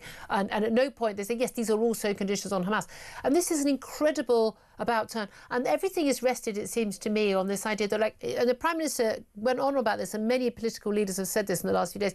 It's about what they're seeing on the television, and we can't forget seeing these images of starving children, and we can't see this play out on the television. This is about our feelings rather than the facts on the ground. Exactly. In fact, Emmanuel Macron, before he decided to recognise a Palestinian state a couple of years ago, gave an interview in which he talked about this issue and said it wasn't right to recognise a state based on indignation. And he was absolutely right then. Why he's changed his mind, I don't know. But you can't make policy based on pictures that you're seeing on television because it's partial.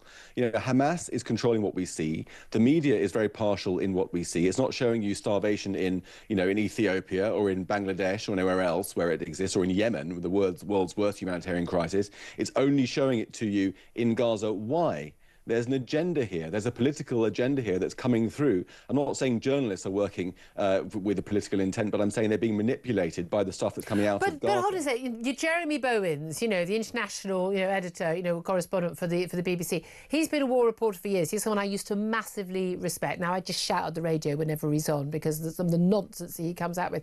He knows what he's doing. When they're talking, when we've got, national newspapers printing pictures of emaciated children, when the actual wider picture, which people are able to track down, shows a plump mother and a perfectly well-fed, sibling, or even a child in this case that was actually not even in Gaza and is actually because has a congenital problem and has been in Italy being treated, having been helped to leave Gaza by the Israeli government, and has been in Italy for two months. They are complicit, are they not? I think, sadly, that's a fair assessment. One thing, fabricating or exaggerating or giving a false narrative is one thing, but there is real suffering in Gaza. I've got no problem with that being reported. Absolutely. But the message from reporting that has got to be, look at this suffering, let's pressure Hamas to release the hostages and surrender. That's got to be the message. Let's stand up for democracy and against jihadism, rather than the message being, let's pressure Israel to stop the war, to stop the suffering, and leave Hamas in power, leave their hostages there. It's absolutely topsy-turvy. It's Alice in Wonderland stuff. But isn't there, a lot of people point out, well, it was not normally the case that if you're at war, you're expected to provide aid to your enemy. We didn't provide aid to the Germans in the Second World War or like.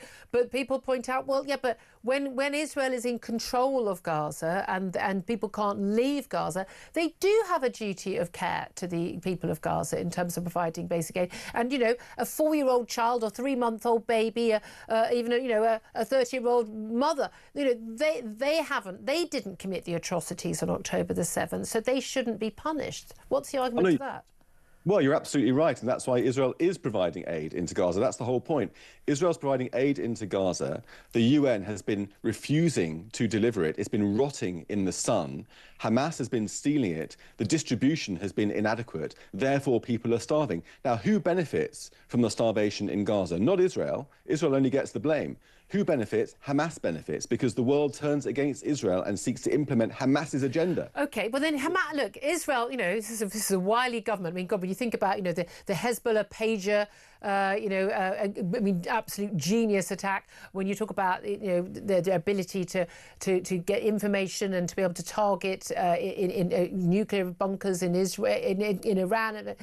They must realise they are losing the propaganda war. So when these images come out from Israel, from Gaza, when we have these claims, and they are on a daily basis, and I've seen people say, there was a politician talking about, I've seen those images of people being shot. I look at images of people being shot when they're trying to get food. Well, there aren't any images of IDF soldiers being shot. I've looked for them. They don't exist, but apparently people have seen them. They're just simply not available anywhere on the internet or in the mainstream media, but they report this stuff.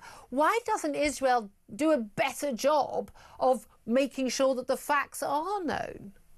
I think that this is a problem, and it's part of the Israeli culture. You know, Israel was born out of people who had nowhere else to go, who were refugees, who'd suffered horrendous anti-Semitism. They came to the conclusion, look, we're not going to excuse or explain ourselves anymore. We're going to be good for ourselves. You're going to hate us anyway. We're just going to carry on.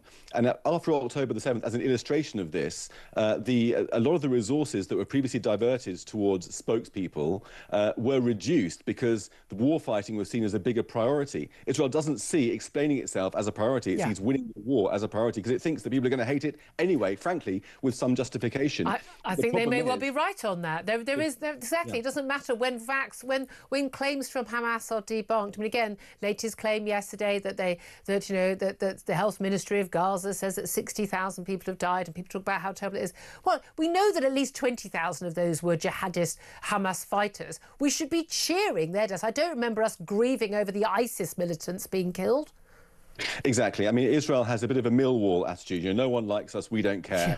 We're going to carry on. We're going to do what we think is the moral thing, and everyone hates us. That's fine. That's their problem. You know, to you and I, it's hugely frustrating because we wish we had more support coming out of Israel in giving it forced people like me to articulate what's really going on, and there should really be a state-backed campaign to do so. They've really ceded the ground to Hamas in terms of the propaganda, but they're winning the shooting war, which I guess to them is what matters. And we should, you know, as journalists, you've been a foreign correspondent for many years, we should be critical when Israel does things that are wrong, or if there are war crimes alleged, and always will. I hold no candle for the Israeli government. I just speak as I find, and you know, I've got the usual messages, I'm sure you do. How much are Mossad paying you? You know, you baby killing whore, whatever. Yeah, every word under the sun. It's never going to stop me saying what I think is just morally right position.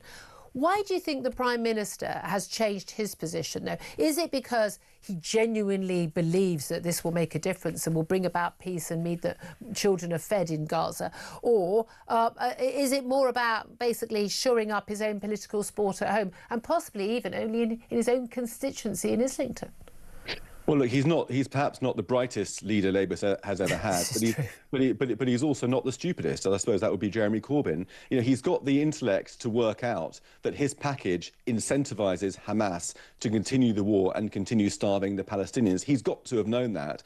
But I think his greater concern was his own base. You know, if you look at the figures within Labour who are pushing for this, they largely have very big Muslim demographics in their own constituencies. You know, Shabal Mahmood, 45% in Birmingham Ladywell, West Streeting about 23% Muslim population in Ilford North. They're pushing for this because they're worried that their vote is going to be hemorrhaged to the Gaza independence or to Jeremy Corbyn and Zara Sultana's party. So Keir Starmer, regretfully, is placing the Middle East in greater jeopardy with further bloodshed to come for the sake of his own political advantage at home. It's absolutely disgraceful. But the interesting thing is, of course, those people on the left and the very pro-Gaza people among the Muslim so-called community leaders, they will say this is not enough. So he won't please them either. Well, exactly. I mean, they always want him to go further. He's between two stools. He's not far left enough for the far left, and he's not sensible enough for the sensible voter in the country.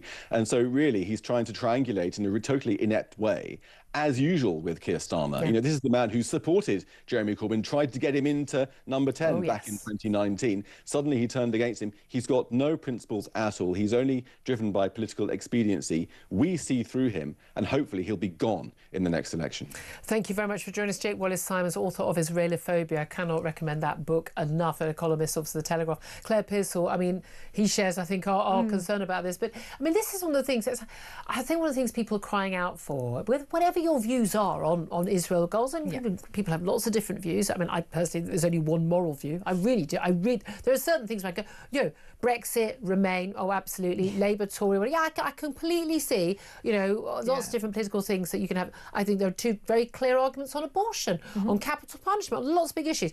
The Israel Gaza thing, I think is just so clear cut and moral. Same with Russia and Ukraine. There's not. I'm amazed that anyone takes another position. But happy to hear from you if you do feel a different view, because I'm happy to take you on. 0344 499 1000 is, as you know, the number to call. We'll take your calls up next. But it's the fact that Keir Starmer doesn't seem to believe in anything at all. No. I can think of nothing that he feels strongly, but he will change his position just like, you know, with a little gust of wind. He's one of those that you couldn't put him in a pigeonhole. You couldn't say, whether you agreed or not, Jeremy Corbyn had a philosophy to him. Tony Blair had a philosophy, whether you agree with it. So did Margaret Thatcher, and so did David Cameron. And then it all gets a bit woolly after that. And Keir Starmer absolutely stands for nothing. Yeah, it is very, very strange that you want to go into politics when you don't have any particular... And he stood as, sort of being on the left when he was running for the leadership, and then sort of moved right for the election, and then goes left, goes right, goes left. And again, the fact that he has backtracked, I think he's done 2 U-turns, so I don't know about where that leaves us in terms of a double negative on his Island of Strangers speech. He said the Island of Strangers speech, then he said he didn't read his... He regretted saying it because he hadn't read his speech, and then he regretted saying he'd regretted it. I mean... It just makes it worse every single time he opens his mouth. Do you say things you don't mean? No. I generally stand by what comes out of my mouth. Yeah, it's strange, really bizarre. Absolutely. Anyway, before we go to a quick break, I've got some good news for you. We had that Oasis competition. Yeah, I mean, seriously, we were all entering it. I wasn't going to pay 350 quid for a ticket. That's what we got down to. Now it's Coldplay also playing a string of concerts this year. Coldplay are back at Wembley this summer, and we've got a huge VIP prize up for grabs for one lucky listener. We're giving you the chance to win 6 tickets look, you've just got 4 friends. Hiya. Hi. 6 tickets in a private box for you and your mates on August the 22nd with full hospitality, plus we are chucking in 10 grand spending money completely tax-free. Here's everything you need to know. 10k for Coldplay. Play 10k cash for Coldplay with 10 grand in your hand tax-free, plus 6 super hot tickets to witness Coldplay's sold-out Music of the Spheres tour from a VIP box at Wembley Stadium on August 22nd. Tickets, top tunes and 10 grand cash. Don't panic. Enter to play 10k for Coldplay at talksport.com/win and get ready for the feel-good gig of the summer for you and 5 mates. 10k for Coldplay is a joint TalkSport Limited competition run on TalkSport, Talk and Virgin Radio. See talksport.com for terms and conditions. 10k cash for Coldplay. 18 plus UK excluding Northern Ireland. For a chance to win, text the word Wembley to 83338 by the 4th of August at 11 p.m. Text costs £2 plus 1 standard network rate message. You must have the bill payer's permission or send your name and number by post to Coldplay Competition, PO Box 3190, Colchester CO2 8GP, to arrive by 5 p.m. on the 7th of August. This is a TalkSport Limited promotion run on TalkSport, Talk and Virgin Radio UK stations. Full T's and C's at talksport.com/win. I'm worn out after that. Good luck with that, though, guys. 11:37 is the time. We'll go to a quick break. Up next, going to take your calls. 0344 499 1000. This is Talk.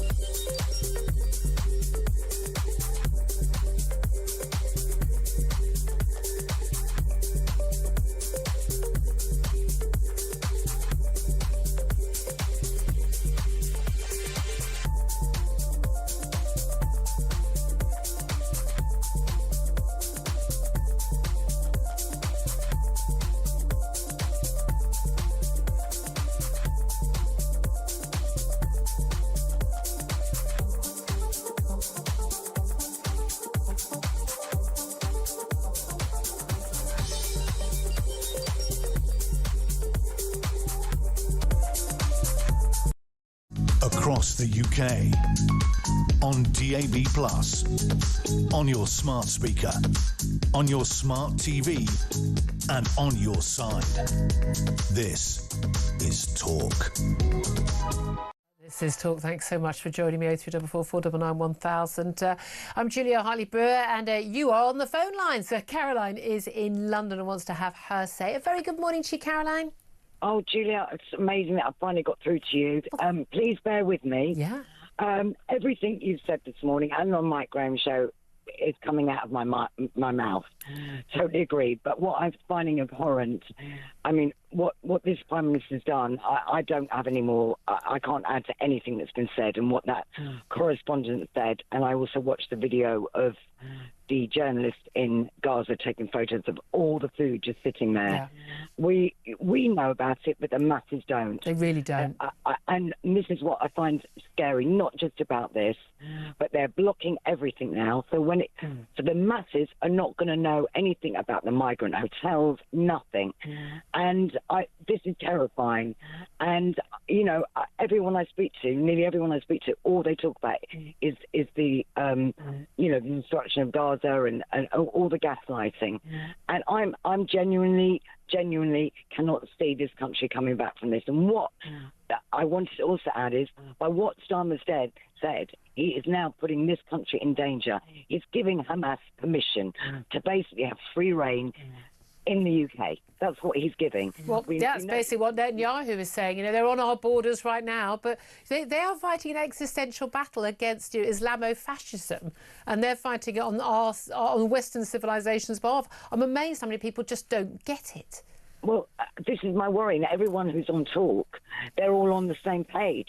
But what about all the millions that aren't on Talk? They're on Sky News, BBC. Yeah, BBC I know. The other day, all they had on there was Gaza. Not anything about the protests and ethics, nothing. But also, it's interesting, but also, we spoke to Andrew Fox, you know, who's a former military man, defence expert, and he was out, he's in Israel yesterday, but he'd been out in Gaza the second time with the Gaza Humanitarian Foundation. And he's very open, there has been a hunger problem, they're now dealing with it again. So, you know, he doesn't sit there going, no, nothing's happening. But he pointed out that there's been aid in northern Gaza this whole time. Now, I didn't know that. I followed this story very, very closely. That has not been on the news. Well, exactly. And the thing is, the world now is against Israel. The world now is anti-Semitic. That's what's happening. It is. I mean, what's the end of this, Julia? I'm Jewish. My mum survived the Holocaust. I'm not religious at all.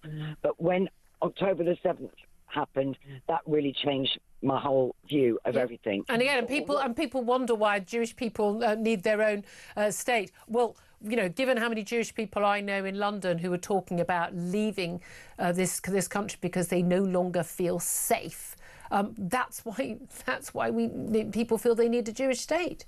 Yeah, but not only that, they're coming for every white person. Of course they are. They're coming for everyone who's not an Islamofascist. I mean, you know. So how do we get this out?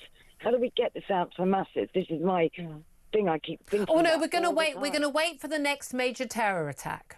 And then we're going to be told, oh, whatever you do, we mustn't have any Islamophobia as a result of this, and we need to not look back in anger. We need to light a candle and have some prayers, and then we'll learn our lessons. But that's the reality. Is we're just going to wait for it to come to our shores, which is what it is. That's what they're doing. That's what some of the people arriving on those dinghies are doing. Can I just read you something, Karen, before I let you go?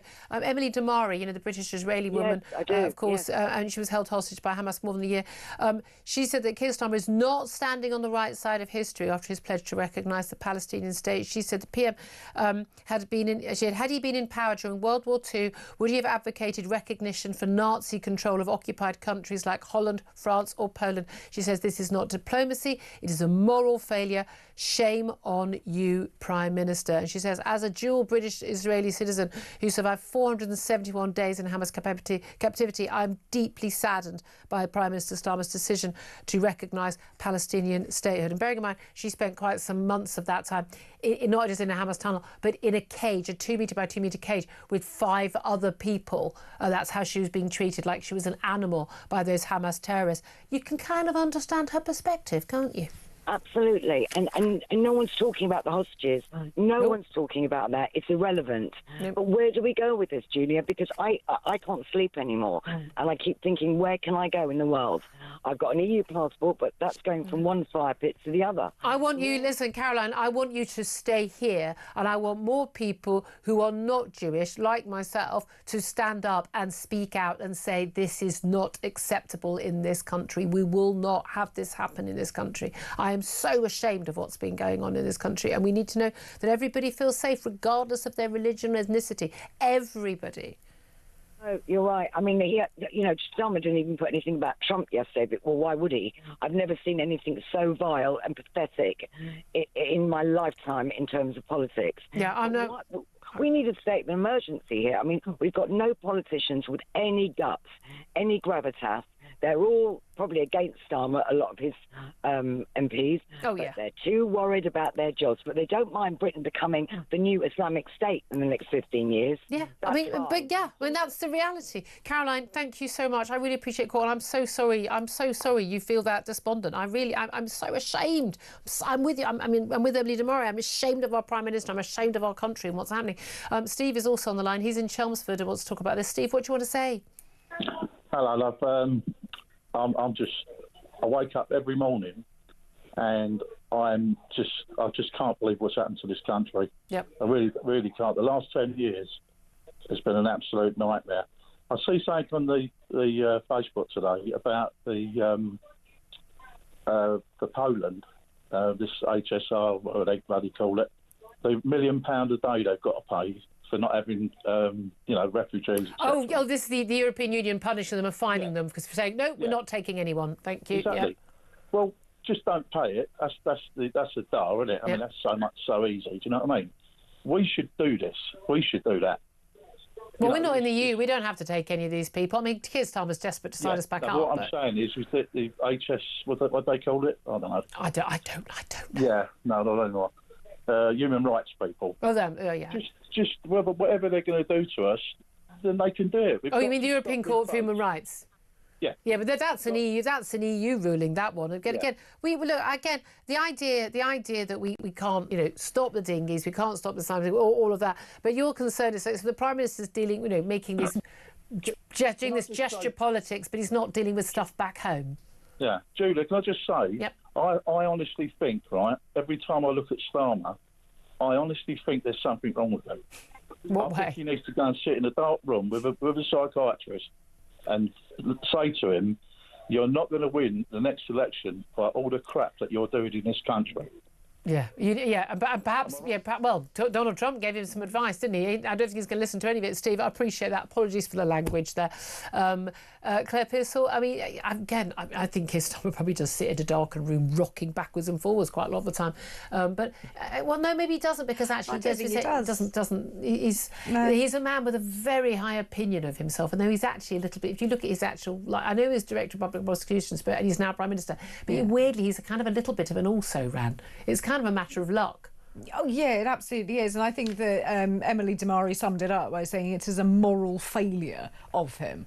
And he likes to think he's all about the morals, doesn't he? Doesn't he? And I think that is the most damning thing. Absolutely, absolutely. 11:47 is the time. Up next, I'm going to talk about, problems back here. Maybe the Prime Minister might want to care about some of these things sometimes. Lawless London and those Rotherham gang victims who went to the police and then were abused by police officers. This is Talk, the home of common sense.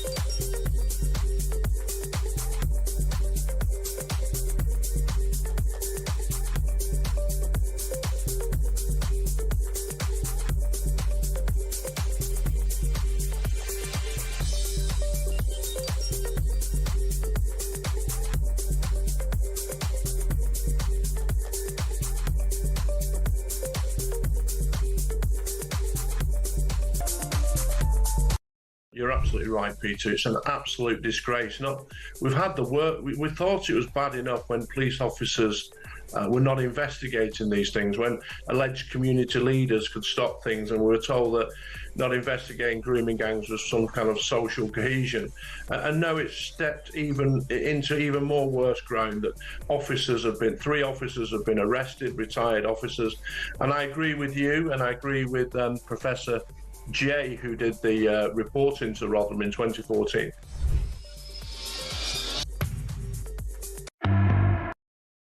Across the UK, on DAB+, on your smart speaker, on your smart TV, and on your side. This is Talk. This is Talk, the Home of Common Sense. 11:50 is the time. Let's turn our attention right now to what's going on back here in Britain. I don't think the Prime Minister really spends much time worrying about it. I'm not even sure that the London Mayor cares much about what happens in our capital city, but he probably should, because the latest stats have shown outrageously that knife crime offences in London have nearly doubled, up by 86% in just a decade, the entire time under which Sadiq Khan has been London Mayor. And also that only 1 in 20 muggings in London last year were actually solved by the police. I'm amazed it's as high as 1 in 20, given they don't actually turn up or try to actually investigate any crimes. But let's talk about this with Danny Shaw. He's a Home Affairs commentator and a former advisor to Yvette Cooper before she became Home Secretary. Very good morning to you, Danny. Hello, Julia. Nice to be here. Nice to talk to you. I mean, I have to say, I wish it was under happier circumstances. These stats are absolutely staggering, and yet not remotely a surprise or a shock to anyone who's lived in or been into our capital city in the last 10 years. Yeah, these figures are contained in a very good report from David Spencer from Policy Exchange, the think tank. David Spencer's a former detective in the Metropolitan Police. And what he's really highlighted is the fact that knife crime is concentrated particularly in London. About a third of knife crime offences across England and Wales are in the capital. And in London, it's concentrated in particular areas. And it's also driven by robberies, and robberies are driven by thefts in particular of mobile phones. So if you kind of focus the problem in the areas where it's worst, and you try and stop people committing crimes in those areas, and then you focus on robbery and mobile phones, you might actually begin to tackle the problem. Yeah. And but they that's don't. really the key to his report. But the police don't, and this is the thing. I mean, Mike Graham had his phone stolen. It was extraordinary.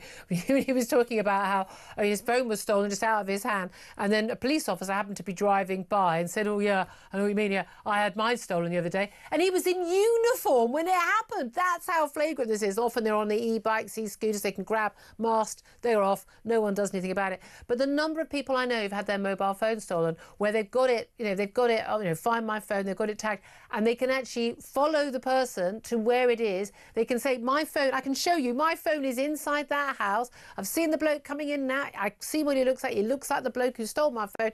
And the police say, there's nothing we can do. Well, there's a couple of very good ideas that this report contains. One, firstly, is for the government to legislate so that the phone companies are required to ensure that the phones can no longer connect to cloud services once they've been stolen. There is a technical fix to this problem. It cannot be beyond the wit of these global tech companies. Because often they're sent abroad, aren't they? To provide a disincentive for the thieves to steal phones. They're stealing them because there's a market for them. There's a market for the devices and for the parts, a lucrative market. Some in the but hold on a minute, every high street, you kill the market. You kill the every single high street has got a little store on it, probably about 5 or 6, next to all the Turkish barbers, saying unlock your phone. We can unlock your phone for I thought the whole point was if a phone was locked, someone couldn't access it.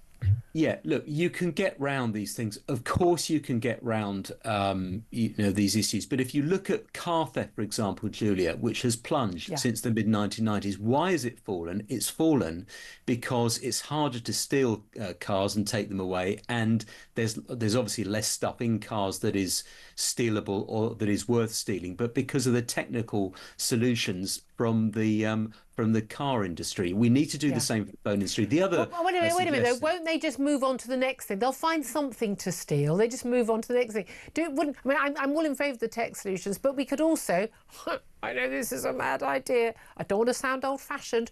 We could actually arrest and prosecute and imprison some of the people stealing phones, because my guess is that each phone isn't stolen by someone new each time. Like, I've just decided out of the blue, after I've gone and done my 40-hour weeks at work, paid my rent, I'm a law-abiding citizen, but now I'm going to steal a phone. It's the same group of people who are stealing all the phones. We just put them away behind bars, and then there won't be people stealing phones. Yeah, well, the other issue, that's prevention. The other issue is arrest, which means you need more stop and search powers, particularly in the areas where knife crime and robberies are concentrated. There's an area around the West End of London, around Oxford Circus, where there are so many robberies and knife crimes perpetrated. You need more of a police presence there. And the other thing is you need to use the existing laws which allow immediate imprisonment for repeat offenders in terms of knife crime. But they have to go to court. Not being used enough at the moment. They have to go to court. Again, first of all, the police actually have to investigate to actually find them. And you know as well as I do that the police refuse to investigate. They often say, oh, we've closed this case because there's no evidence. They don't seek out the evidence. They just literally don't seek out the evidence. When my bag was stolen, I had to provide all of the evidence myself. Well, there needs to be a change in approach from the Met Police. They haven't got the resources. They're too busy policing Twitter. Well, look, you can redirect some resources, but you can also, through good leadership and effective leadership, demand that officers on the ground take this really seriously, particularly if you focus your efforts on the areas that are worst affected. My understanding is that an officer makes an arrest. They have to spend it takes 12 hours for them to process everything. So they don't want to make an arrest because then they're off the street. And the police station is often the other end of the town or the city as well, which also takes them off the streets. Those are real problems which can't be addressed overnight, but you can make some inroads, at least by focusing on the repeat offenders, the prolific criminals, because that will actually reduce crime in great proportions. And crucially, this is something that, I don't know, the London Mayor, the Police and Crime Commissioner, who is that? Sadiq Khan, the same person in both cases. This is something that he could perhaps prioritise, given that it is a huge issue, both knife crime and phone theft, huge issue for people in this city. And again, it's a big issue for people who come to London.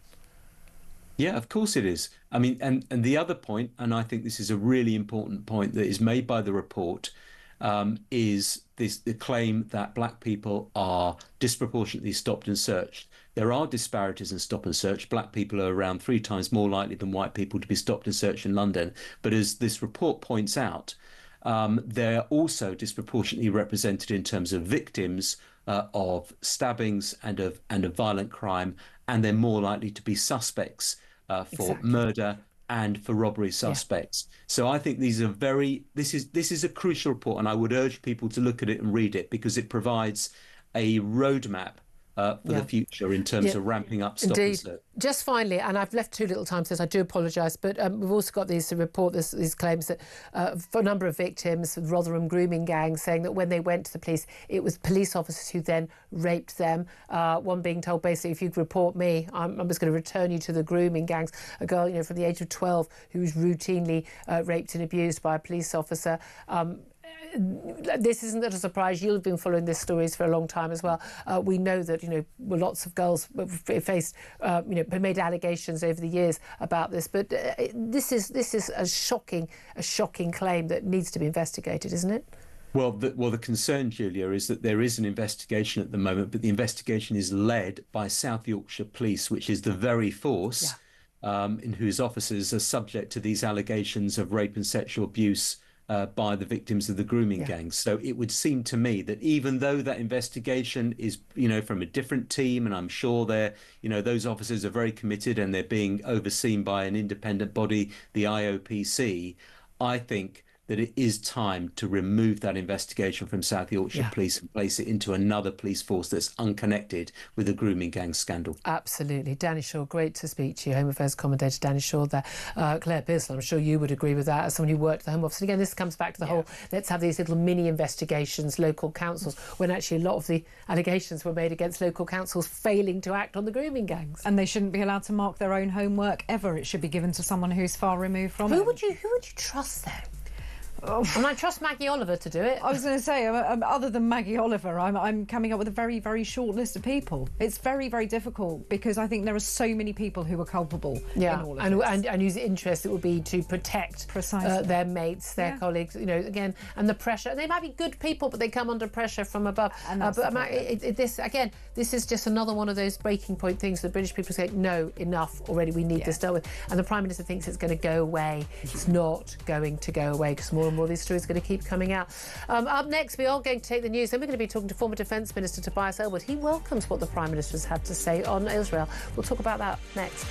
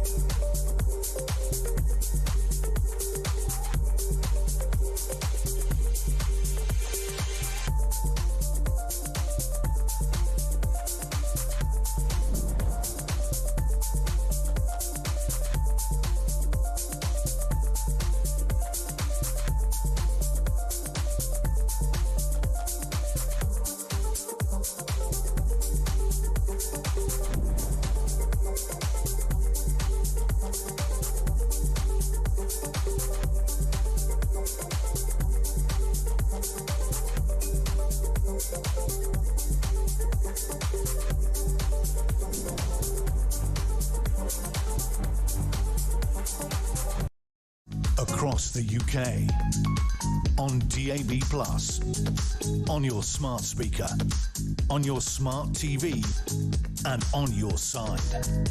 This is Talk.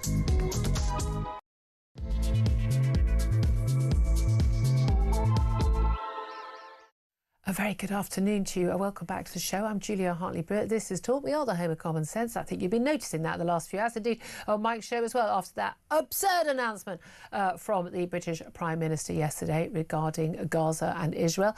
And whether you're listening on DAB+ radio or on your smart speaker, watching on YouTube or your Connect device, it would be great to have your company and great also to hear from you. In terms of particularly Israel and the US accusing Keir Starmer of rewarding Hamas after he announced his plan to recognise a Palestinian state with conditions on Israel, but not on Hamas. Because that seems sensible, doesn't it?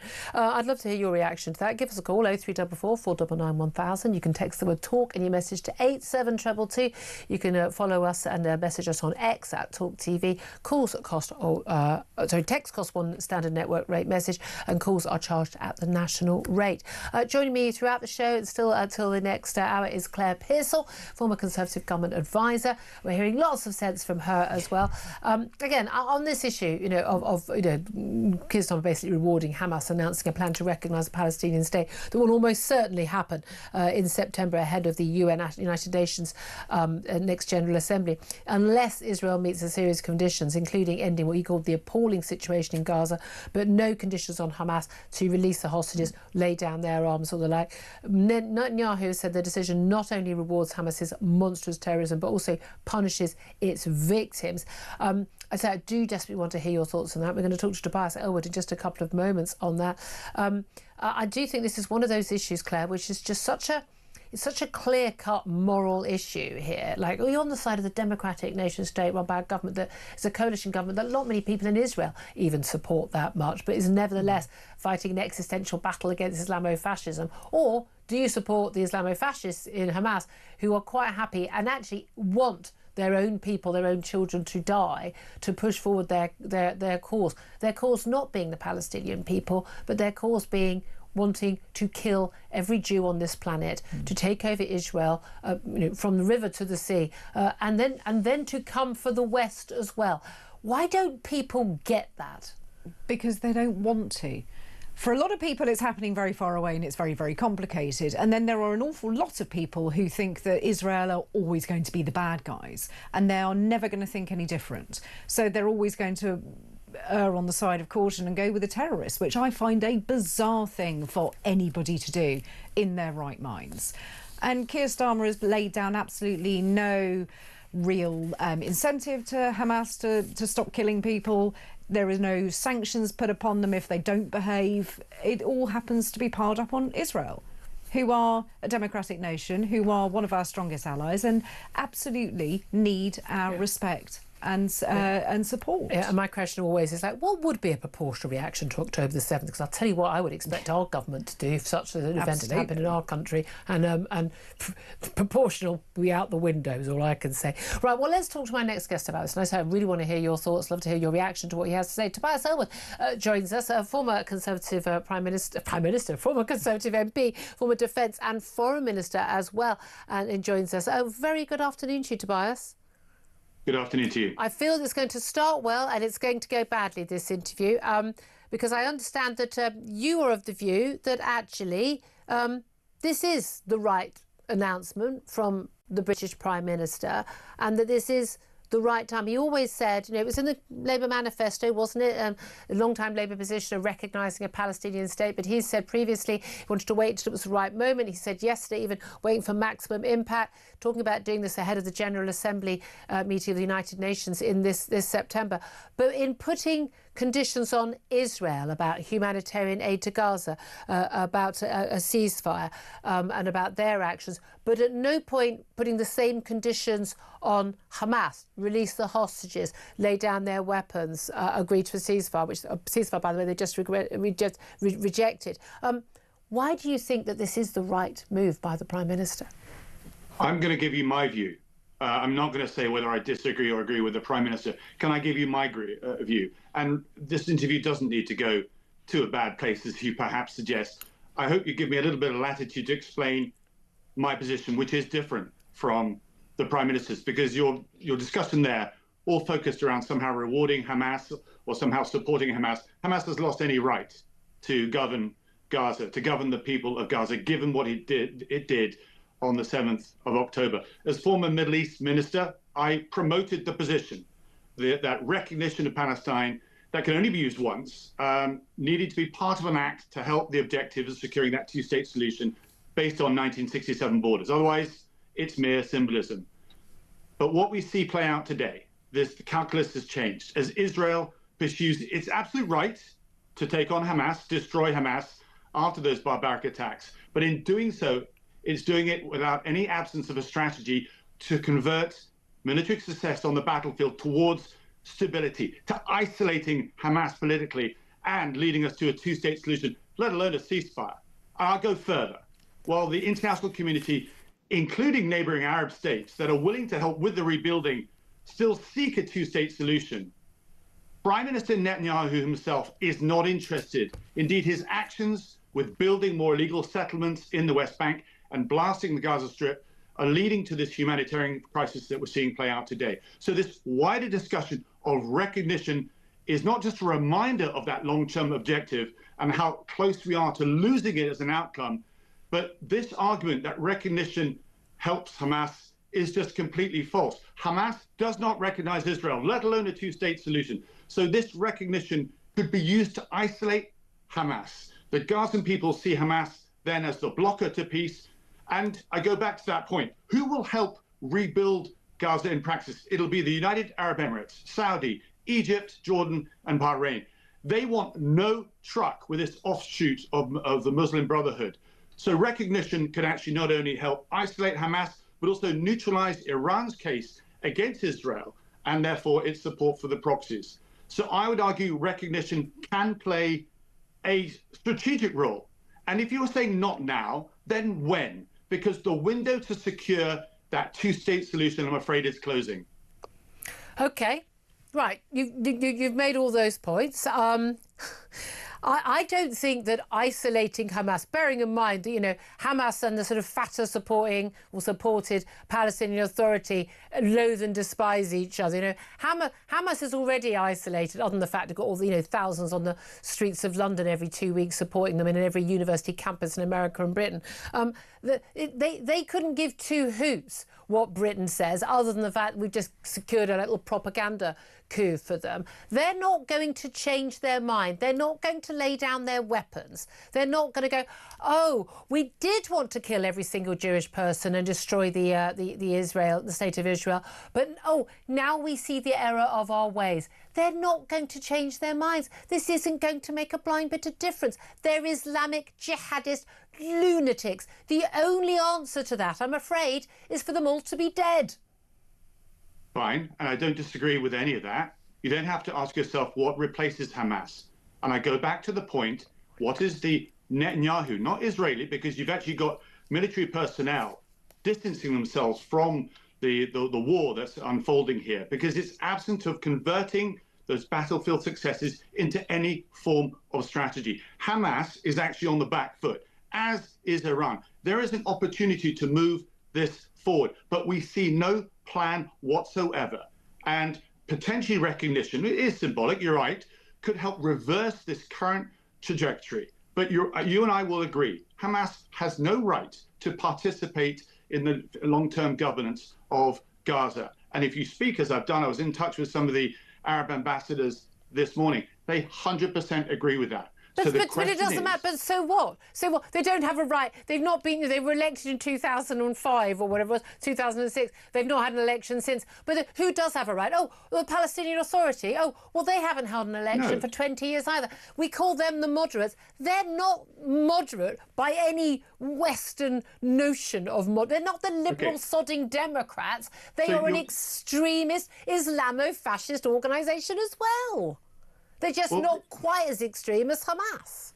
So you then go back a step and say, what would be the technocratic setup that could be brought in by those Abrahamic Accord signatories that could actually help the Palestinians, ordinary Palestinians, the 2 million people that do not want any truck with Hamas themselves, knowing where this is taken. How do you know that? Because on October the 7th, when young women bleeding, having blood all over them, with broken limbs or some even dead, when they were being paraded on trucks through the streets of Gaza, ordinary, innocent civilian Palestinians, men, women, children, were happily shouting, spitting on them, cheering with joy at what happened. We saw the celebrations. Now, I'm quite happy to accept that not everybody in Gaza feels that way, but given the propaganda they are taught in their schools, given the attitudes that they are being raised with, there is no reason to believe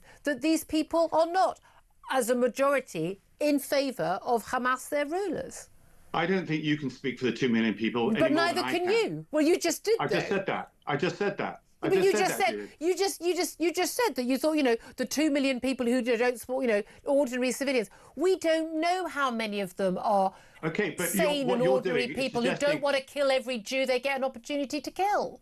Let's keep this conversation going in the direction that can be helpful, because you can't speak for them and neither can I. What I can say, though, is that there isn't an alternative right now from other than Hamas, because it's not presented to the Palestinian people. At the moment, all they see is more war. The region simply sees more war. And the bigger question for us and the international community is to say, is the current strategy taking us to that two-state solution, which you, I think, started off by saying, yes, you want to see? No, I don't know. No, I'm not entirely sure a two-state solution is even an option. The two-state solution has been offered again and again. It has been rejected every single time. The bodies that actually represent the Palestinian people or claim to, none of them actually support a two-state solution. What they want is a one-state solution, and that one state is annihilating Israel and taking Israel's land. That's not an option. Takes us, look where that takes us. Well, I know. Your view is not the position of the British government. Indeed, is not the view of even the Americans. No, but good luck with that. The official position has been for many, many years, but we've not got there. And as I say, that why window haven't we is got closing. there? That window is closing of a two-state solution, and it's closing for a number of reasons. But one of them, I have to say, is down to Prime Minister Netanyahu himself, that does not want to pursue this because he realizes, for many reasons which are actual personal, that more war suits him. Now, I simply say, for the moment, Hamas is actually on the back foot. There is nothing else is being currently offered to the Palestinian people as something as an alternative. You've got rich countries, Arab countries, wanting to move this forward, wanting stability itself. So to move this forward, you have to ask yourself, can we craft a more cognitive strategy rather than just the status quo, which I think is what you're currently arguing for, which will lead Iran to continue funding Hamas in this way. No, I don't want the status quo. I want Israel. No, I want Israel. I want the only democratic state in the Middle East to win over the terrorists. I'd be perfectly happy with it.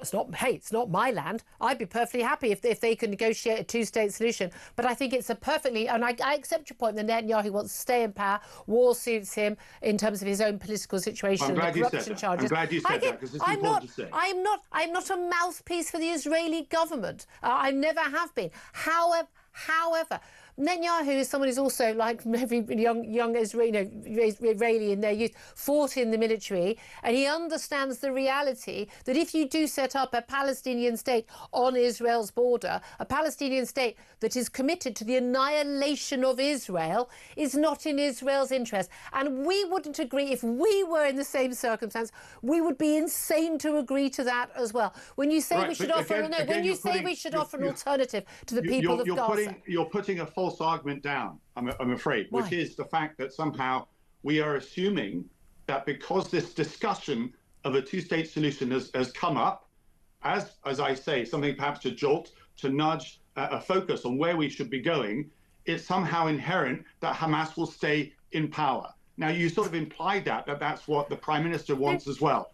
I absolutely distanced myself from the very start. When we had the debate in Parliament, I was one of the very first that said, actions on the 7th of October remove Hamas's any right. They never had a right to be in power. That wasn't the first act of terrorism they'd carried out. No, but you yourself said that they were elected into power. What I'm trying to say is, where is the strategy to craft a more secular governance? With the support of Tobias, Arab nations. That's where the money will come from. Maybe if Qatar stopped want to then support that. Yeah, maybe if Qatar stopped letting the leaders of Hamas live, in their beautiful, billionaire mansions, then perhaps that actually put some pressure on them. That'd be good. But we have seen, haven't we not, some leading Middle East nations like Saudi and others actually speaking out and calling on Hamas to down weapons. Exactly, which is why Hamas cannot participate in any governance in the future. Okay. And you need to leverage that. Yeah, but here's the thing, Tobias. Tobias, if you think Saudi is asking for as well. You're an ex-military man. You know as well as I do. Hamas as a terrorist organisation are not going to go, oh, well, in that case, no one likes us anymore. I think we'll give up our weapons. The only reason why Hamas will vacate the Gaza and stop having the power they have will be when they are destroyed by the Israelis. They are doing a service for the entire region and the Palestinian people and the West in destroying Hamas. And they need to get every last Hamas Please let me get a word in edgeways. Please let me get a word in edgeways to finesse what you are saying, because you cannot defeat an ideology by military means alone. And until we figure that out, then all the bombs that drop on Gaza, causing it to be absolutely destroyed, will not defeat Why did we fight ideology. ISIS? Why did we fight ISIS? Why did we bother? Why didn't we just leave them? No, you're missing my point. I'm not Please missing your listen to me. point. My point is that you need a political strategy. Did we not learn anything in Northern Ireland or Afghanistan or indeed with Hezbollah? When were they created? Decades ago, after Israel invaded Lebanon, and they still exist today. Do you know why? Do you know why we have peace in Northern Ireland, Tobias? We have peace in Northern Ireland because the Americans stopped funding the IRA. You're making my case for me. A political solution, which meant that the IRA became unpopular because the people of Northern Ireland wanted peace. The people of Northern Ireland have not been radicalised in the same way the people of Gaza have been radicalised. The insurgency will continue unless the majority of people say, I don't want to support it. And that's the same the world over when you're dealing with an ideology. And at the moment, this is, I hope we can agree on, this is what Netanyahu has no interest in doing whatsoever. No, Absolutely I think Netanyahu, he's got his own personal interests. I completely accept all those. I've made that point. However, the Israeli government as a whole has an interest in protecting the Israeli people, the state of Israel. They're in an existential battle, and Hamas need to be destroyed. And any government policy that doesn't involve not just the ousting of Hamas, but the just complete destruction of Hamas isn't paying attention to the real world. So what you and I are actually saying is actually not too far apart. I think it is. The difference is that, well, if I can finish my sentence, the difference is to do with the political approach, the strategy that then yields, that it takes advantage of your military successes on the battlefield and takes it a step forward. And the concern I have is when you may not argue, but many people have, including all sides in Parliament, that we want a two-state solution. The window for a two-state solution is closing. It's closing because of what's going on with illegal settlements in the West Bank, and it's closing because of what's happening in Gaza at the moment. And if we are serious about a two-state solution, which you've now declared that you're not interested in, then that's what we need to rekindle, a sense of purpose as to where all this leads. And at the moment, I do not see a strategy. In relation to what you want to do, which is the status quo, that will lead to Again, Tobias, you're completely mischaracterising what I've said. I'm all in favour of a two-state solution. You said you were against a two-state solution. No, I didn't. I've said no. I'm perfectly in favour of there being a two-state solution. Forgive me, that's what I understood. If the Palestinian authorities, anyone who's involved in claiming authority over the Palestinian people and likely to claim authority over a Palestinian state such that it could ever exist, I don't think it'll happen in my lifetime. If they renounce the destruction of Israel and the murder of the mass extermination of Jewish people, which I'm not seeing coming, but I think that should be a prerequisite of being allowed to have a state. I think that would be a bare minimum request, no? Well, I don't disagree with any of that. The trouble is, well, then it's not going to happen. Now repeated 3 times, is that you've got a prime minister that is deliberately moving the agenda the other way to close down even any option of having a two-state solution. That is why I have then said, let's use the card now to reaffirm what our long-term objective is. What we are not spending any discussion on is what would be the actual technocratic capability to run Gaza. And for me, that is a technocratic organization made up by skill sets that are brought in from Egypt, Jordan, Bahrain, Saudi Arabia, and the United Arab Emirates. That would be plausible to the Palestinians. I hope it would be acceptable to Israel. We're not even discussing that. Let's give the Palestinians another option rather than Hamas. And I would agree with you, Fatah in the West Bank as well. The Palestinian authorities, whether it's Fatah, Palestinian authorities, whether it's Hamas or any others, have no interest in a Palestinian state, helping the Palestinian people, preventing loss of life of Palestinian children. They have no interest in any of that. They have no interest in peace. They have no interest in a two-state solution. The only thing they're interested in is carrying on their mafia, organised, criminal, Islamo-fascist battle against the people of Israel, against Jewish people and against Western civilization. And until our politicians get to grips with what we're dealing with there and the fact that large swathes of the Middle East, the countries have actually been backing them and cheering them on and funding them, not just Iran, Qatar and the others as well. Until they get to grips with that, we're not going to be able to deal with this in the real world. I think you're all living in a fantasy land, frankly. Well, look at Gaza today. It's been carved up by the Israeli Defense Forces because of what they're doing to try and prosecute Hamas. And they could easily now take sections of that and start, and after actually checking the populations for whether they're membership of Hamas, they've all got ID cards now anyway. You could begin the rebuilding programs today in communities. You could zone off Gaza into areas and start rebuilding it where there's a technocratic governance in charge, creating that stability, showing Palestinians that there is something beyond the war that they're currently looking at. We're not even considering that. I'd love it if we could do that. Come in and invest huge sums of money. Instead, we're just making it into one humanitarian disaster right now. That seems to be the current strategy. So these are practical solutions that we could lean into, which are beyond the general debate about whether or not to actually recognize Palestine or not.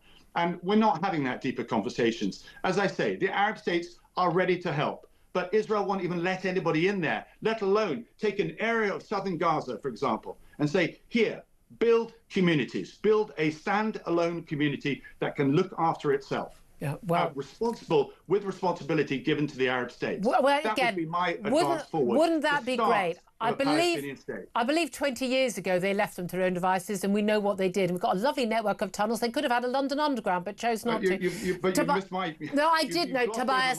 Tobias, I was being facetious. I understood your point. I appreciate coming on. I appreciate that debate. Thank you very much. Lots of reaction coming in from our phone callers. Tobias Ellwood, thank you. He's a former Defence Minister, former Foreign Minister, responsibility for the Middle East as well, former MP. Claire Pearsall, what do you make of that? Well, that was a bit feisty, wasn't it? And I like Tobias, and I think he's very clever. Yeah, I think he's also wrong on quite a lot of things. The one thing he was right on... She gave with one hand, she took away with the other. I'm so kind. Is what replaces Hamas. And I think he's right, and that is a discussion the European Union, by the sound of it.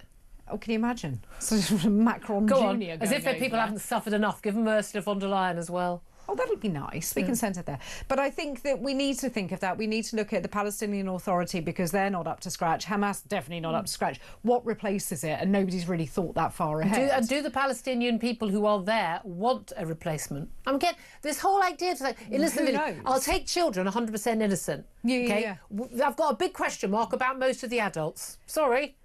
And this You're is it. And we spitting just on a girl know. who's clearly been raped and murdered, as you said. Not she's a nice paraded man, on a truck. I'm not sure that you maybe are up for a technocratic government. But there we are. 12:26 the time. Lots of calls coming in on this. Do give us a call. Let's have your thoughts. 0344 499 1000. This is Talk.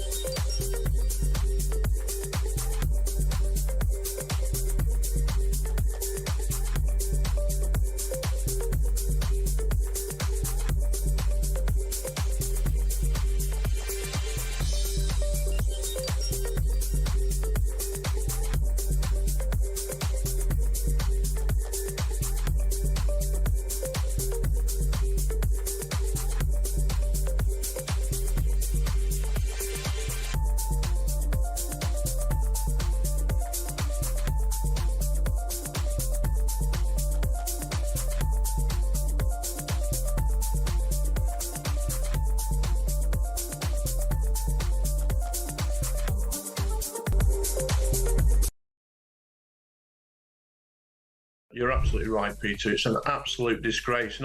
We've had the work. We thought it was bad enough when police officers were not investigating these things, when alleged community leaders could stop things, and we were told that not investigating grooming gangs was some kind of social cohesion. And now it's stepped into even more worse ground. That three officers have been arrested, retired officers. And I agree with you, and I agree with Professor Jay, who did the report into Rotherham in 2014. across the UK, on DAB+, on your smart speaker, on your smart TV, and on your side. This is Talk. Well, that got lively, didn't it? At 12:28 is the time. I'm Julia Hartley-Brewer. This is Talk, the home of common sense. I'd love to know what you made of Tobias Ellwood in my conversation. Who was talking more common sense? Let's talk to Marshall, who is in Leeds. Marshall, what do you want to say? Well, the first answer is you were speaking more common sense, absolutely. I'm absolutely astounded that Tobias, who comes across as such an intelligent individual and an ex-military man, can sit there and say that there should be peace and there should be negotiations. As far as I'm concerned, as far as I'm aware, you need two parties to do that. Oh. And do people honestly expect the Israelis to sit down with a group who have vowed for their extermination and justify the killing of Jews globally on a daily basis? Well, but Israel has sat down repeatedly. I mean, look, they've agreed to a ceasefire recently. It was Hamas. Qatar walked away from the table. Qatar basically, you know, like put big warm huggy arms around Hamas most of the time. Time and time again, Julia, time and time again, Hamas have walked away and they've changed the narrative at the last minute. What Starmer should have done yesterday, if he was doing anything, his first comment should have been, get those hostages out and get rid of Hamas. That has to be the priority. That any sane leader would have said that. I can only talk for myself as a very proud Jew. I was actually a very proud British Jew. I don't know how proud I am to be British today, I'll tell you, but I cannot understand for the life of me why Starmer would do that. He has alienated himself from, I would imagine, the majority of the Jewish community because he stabbed us in the back. Here's the thing, though. No, but here's the thing, Marshall. The majority of the Jewish community, what, 250,000, 300,000? You've got millions of Muslims. This is a voter game. This is a voter game. You've got all the lefties as well. Basically, there are more of them than there are of you. It's that simple. It is that simple. And he's going for the votes. 100% correct. And I'll give you a very little anecdote. I'm based in Leeds and we have an amazing group of volunteers with a grassroots organisation called Leeds Against Anti-Semitism. Mm-hmm. And we have vigils every week. And we had an incident a few months ago with a national organisation where one of their representatives, who was in full uniform, gave one of our elderly ladies who was handing out a leaflet about anti-Semitism the most ridiculous abuse. And we managed to get through to the leaders and to the exec of this particular organisation. And we asked them, how many Jews do you think there are in the UK? And we got two answers, 18 million and 21 million. What? And you've just nailed it, 300,000. And if the Jews are running the press and running the media... You're running the whole world. Well, absolutely. We must be doing it very well with them when we've only got 300,000 in the UK. Yeah, I mean, that's a work ethic. Come on. But that's the thing. It's the lack of knowledge people have. I am being horrified, even like people I consider, good friends but I know, I have to forgive them when their lack of knowledge on this issue, because if you're only watching the BBC, you would have a very skewed idea of the facts on this. Thank you very much, Marshall. Appreciate that call. Benji is in London. Benji, what do you want to say? Hi, Julia. I wanted to say that I am disgusted with what Starmer said yesterday, because I think, first and foremost, it definitely sends the wrong message here. I don't know why people are trying to paint it in any way except rewarding Hamas, when Hamas are the one who have welcomed it. They said today that it shows that October 7th was worth it. Yeah. And it's a bit of a giveaway, that. Exactly. And even the Qataris and the Egyptians, who are trying to negotiate a deal, have said that since Macron's original statement, Hamas have hardened their position. Yeah. So, in my mind, it's counterproductive even from Starmer's own goals. Yeah, and that's the thing. It's weirdly, because as Donald Trump said of Macron, what he says doesn't matter, it's irrelevant. There's an element where it doesn't do anything to bring about a Palestinian state, doesn't do anything to bring about peace, doesn't do anything to feed children who are hungry in Gaza right now, but it does provide succour, it does provide more support for Hamas. They're winning the propaganda war, if not the actual war, and the Western media and Western populations are lapping this stuff up.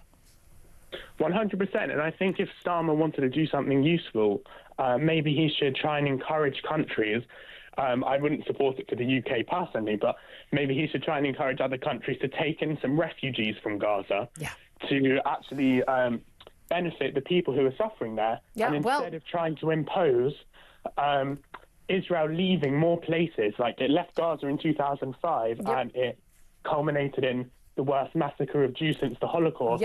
Now he's trying to do it in a much larger area next to Tel Aviv, full of mountains.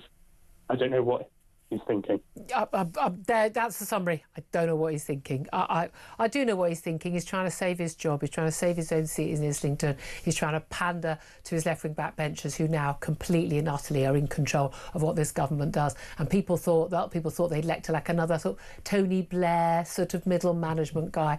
But this is a man who has no backbone, no morals, no conscience, nothing he believes in, nothing he actually wants to achieve. He just wanted to be Prime Minister.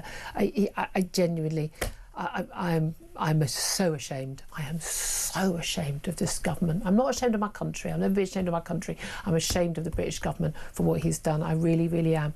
And we will live to regret it. I'm on Netanyahu's side on this thing alone, when he's very, very clear, we will be next. We will be next. That is for sure. We're going to take a quick break. Do keep your calls coming in, 0344 499 1000. We're going to be talking to James Esses up next, the founder of Just Therapy, about the NHS spending £2 million on woke nonsense, the usual International Pronouns Day, because that's apparently an actual thing, and all of that, while we still can't get doctors' appointments. That's up next. This is Talk.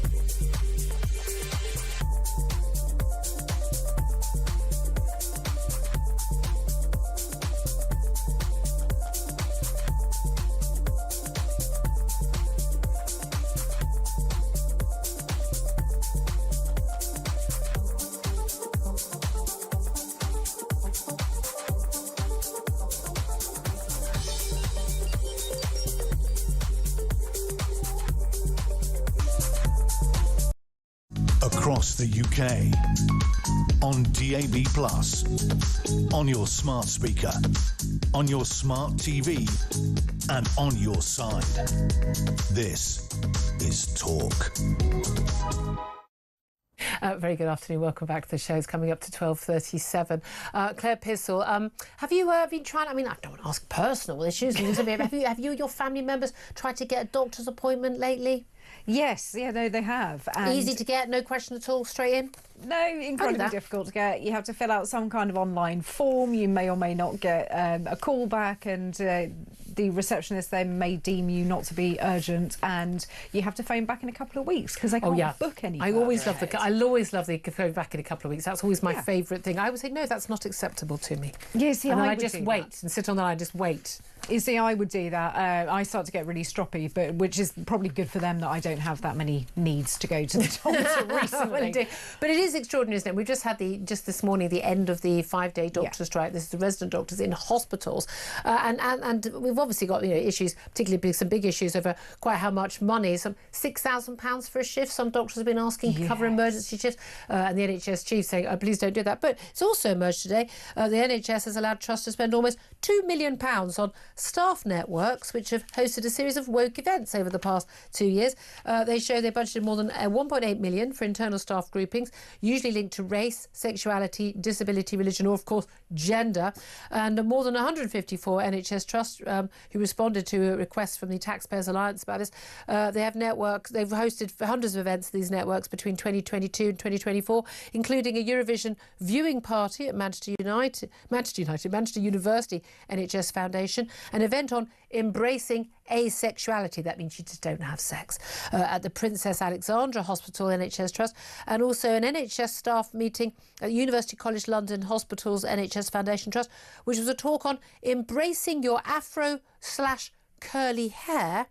And also at Barking, Havering and Redbridge University Hospitals NHS Trust, there was an International Pronouns Day event. Oh yes, and the RUH Hospital in Bath, where my mum used to work, a talk on breaking the rainbow ceiling. Let's talk about all this now, before I just lose the will to live, with James Esses. He's a psychotherapist and founder of Just Therapy. A very good afternoon to you. Afternoon, Julia. James, I mean, let's just start with a group sigh. Because it is extraordinary. We understand there are going to be, some sort of events and things that happen in hospitals at any large organisation that we may not be geared around, say, the patients or, the customers, etc. But we're talking about 1.8 million quid that could have gone on paying nurses, on extra tests, on more cleaning services, more bandages, whatever it is, more MRI scans being brought forward. But instead it was spent on things like breaking the rainbow ceiling and embracing your afro or curly hair. What do you make of this? Well, as a psychotherapist, I'm quite content to diagnose the entire NHS with collective lunacy, because that's exactly what this is. And, I looked at the response to the Daily Mail article on this from the NHS, and they said that they're doing all of these events to try and be inclusive. It's not particularly inclusive, is it? I mean, I would love to have some curly or afro hair, but instead I've just got a slowly receding hairline. But where is the event for that? Or, I don't have anything particularly exciting about myself. I'm just one of these boring, straight white men, many of whom work in the NHS. But what events are there for those? And look, I'm being slightly facetious here, but as you've noted, waiting lists are up, cancer diagnoses are on the rise, we've had strikes from junior doctors, and yet money, and not just money, but significant amount of time being devoted to running these events. And I think that's a crucial point. When we talk about, the DEI, diversity, equity, inclusion, all of that stuff, and you've been fantastic at publicising it in not just public sector, but also in private sector, whether it's, John Lewis or Wix or any other organisation.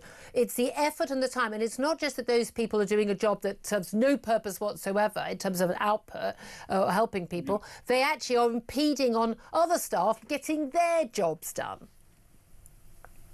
That's precisely it. And, we see also how menacing these staff networks are, because they carry a lot of clout. Yes. Essentially what you find is senior management within the NHS or within local councils kowtowing to these networks because they've got power in numbers, and senior management are concerned that if they're not chucking money and time at these pathetic initiatives, that they're going to be accused of transphobia or racism or something like. So it's easier for them to just give into it. Yeah, but also when you've got organisations like Stonewall, who used to be a wonderful, organisation fighting for gay rights, and now are completely and utterly insane. Properly insane in terms of their view.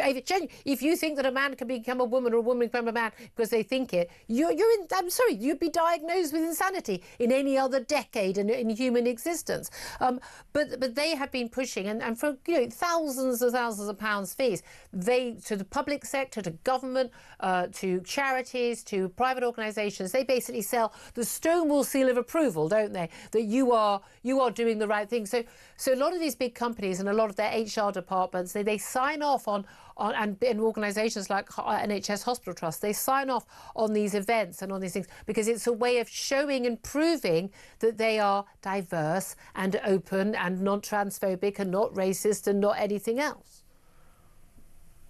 That's it. It's pure virtue signalling to the tune of millions of pounds, and it's really quite sickening to think about what that money could actually be used towards. Yes. No, it's not just a silo in the NHS. I mean, I recently put out, along with a colleague of mine, freedom of information requests to local councils across the country, and it appears that potentially dozens, if not hundreds, are in breach of the recent Supreme Court judgment on biological sex. So, for these ideologically driven organisations, it seems to be business as usual. But actually, I think that the NHS would do far better spending this money on providing many of the doctors with GCSE textbooks, because many of them still don't seem to know the difference between a man and a woman. Yeah, we keep seeing this, don't we? It is absolutely extraordinary. And maybe also less money spent fighting employment tribunals against nurses who would rather not have to get changed into their bra and knickers in front of a man who's claiming that he's a woman but is also a doctor and therefore being protected, as we've seen the Sandy Peggy case and other cases as well. You mentioned that Supreme Court ruling, which so many people on the day, it was back in April, wasn't it, saying that this is the game changer, this changes everything.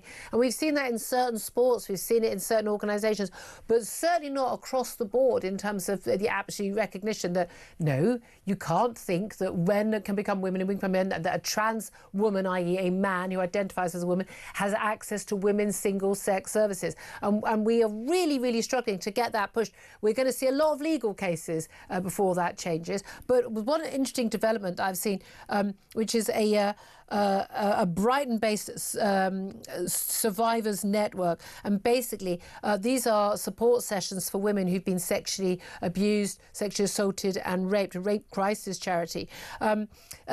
Basically, I mean, I'll let you tell the story, actually. You probably said it better than me, but this is basically about a woman who's identified as Sarah, basically going along to get to a support group, and then a man turning up saying he identifies as a woman, looks very much like a man because he is a man, and action that's followed on from that. Talk us through the details.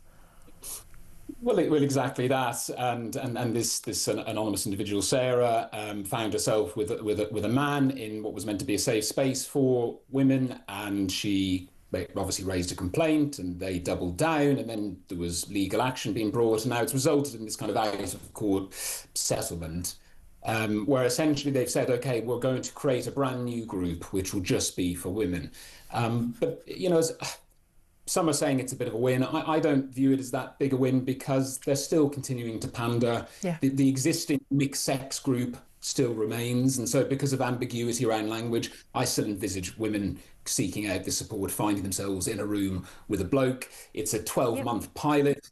And actually, it's so nonsensical, because this new group for women only, they say that they're not allowing quote-unquote trans men who are women. Who are women. The whole thing's a mess. Or non-binary. Again, no one's non-binary. What I find extraordinary, this is the BBC article, and this, can everyone spot the flaw in this article? So this is Sarah speaking. She said she approached the group for support after coming into contact with the man that she said had attacked her. So she'd been abused as a child, raped in her 20s. She came across this man, and it kind of triggered everything. She said, I was finding it really hard to cope. So she said she found that she went to these sessions, this rape crisis charity. She found the sessions helpful and supportive, and she said they were a safe space. However, this is the BBC. However, a trans woman, a biological male who identified as a woman, now that's a good start. They're actually pointing out that a trans woman is a biological male, started attending the support group for victims of sexual abuse and assault. Sarah says the trans woman presented as a typical male in the way she looked and dressed. Now, no, he looked and dressed. Even in the article about this, even after that Supreme Court ruling, the BBC and numerous newspapers who should know better, the Mail, Sun, Telegraph and others who've been brilliant on this cause, still, because of ipso, still refer to men who identify as women but are quite clearly men and will always be men, born men will die men, refer to them as she and her. Yeah, I mean, not only is it confusing and misleading, yes, but it's promoting complete and utter falsehood. It flies in the face of journalistic integrity. But, it doesn't surprise me with the BBC. I mean, I saw couple of weeks ago that the University of Sussex had awarded an honorary degree to Eddie Izzard, and the BBC article was gushing full of female pronouns as regards Eddie. So who is a man and who used to just call himself a cross-dresser, which is what he was. He was what he would have said at the time as, his words, a tranny.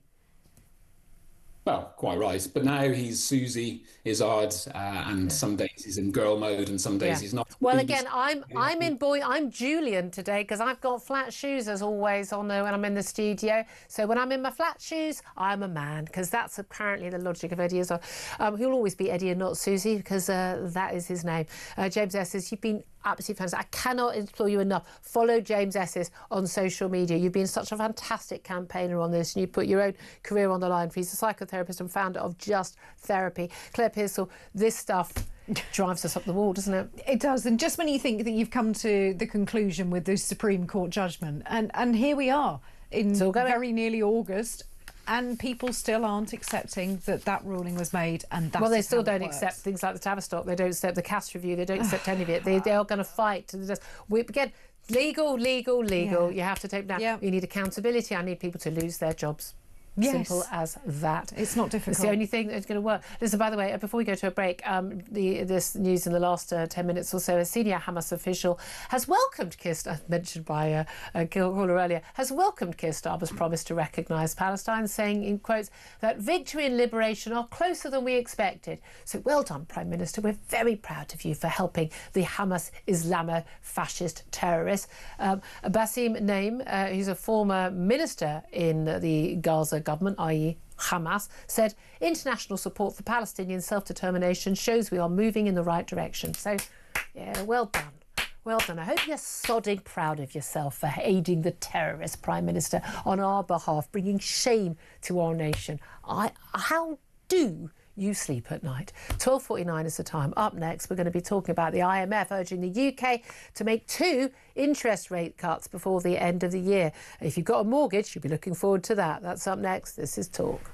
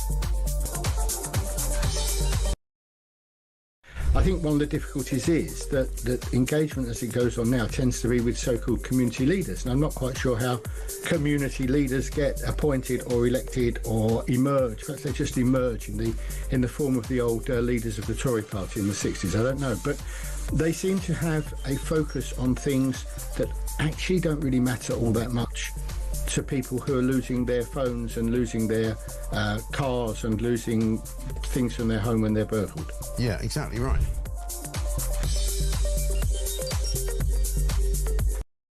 Across the UK, on DAB+, on your smart speaker, on your smart TV, and on your side.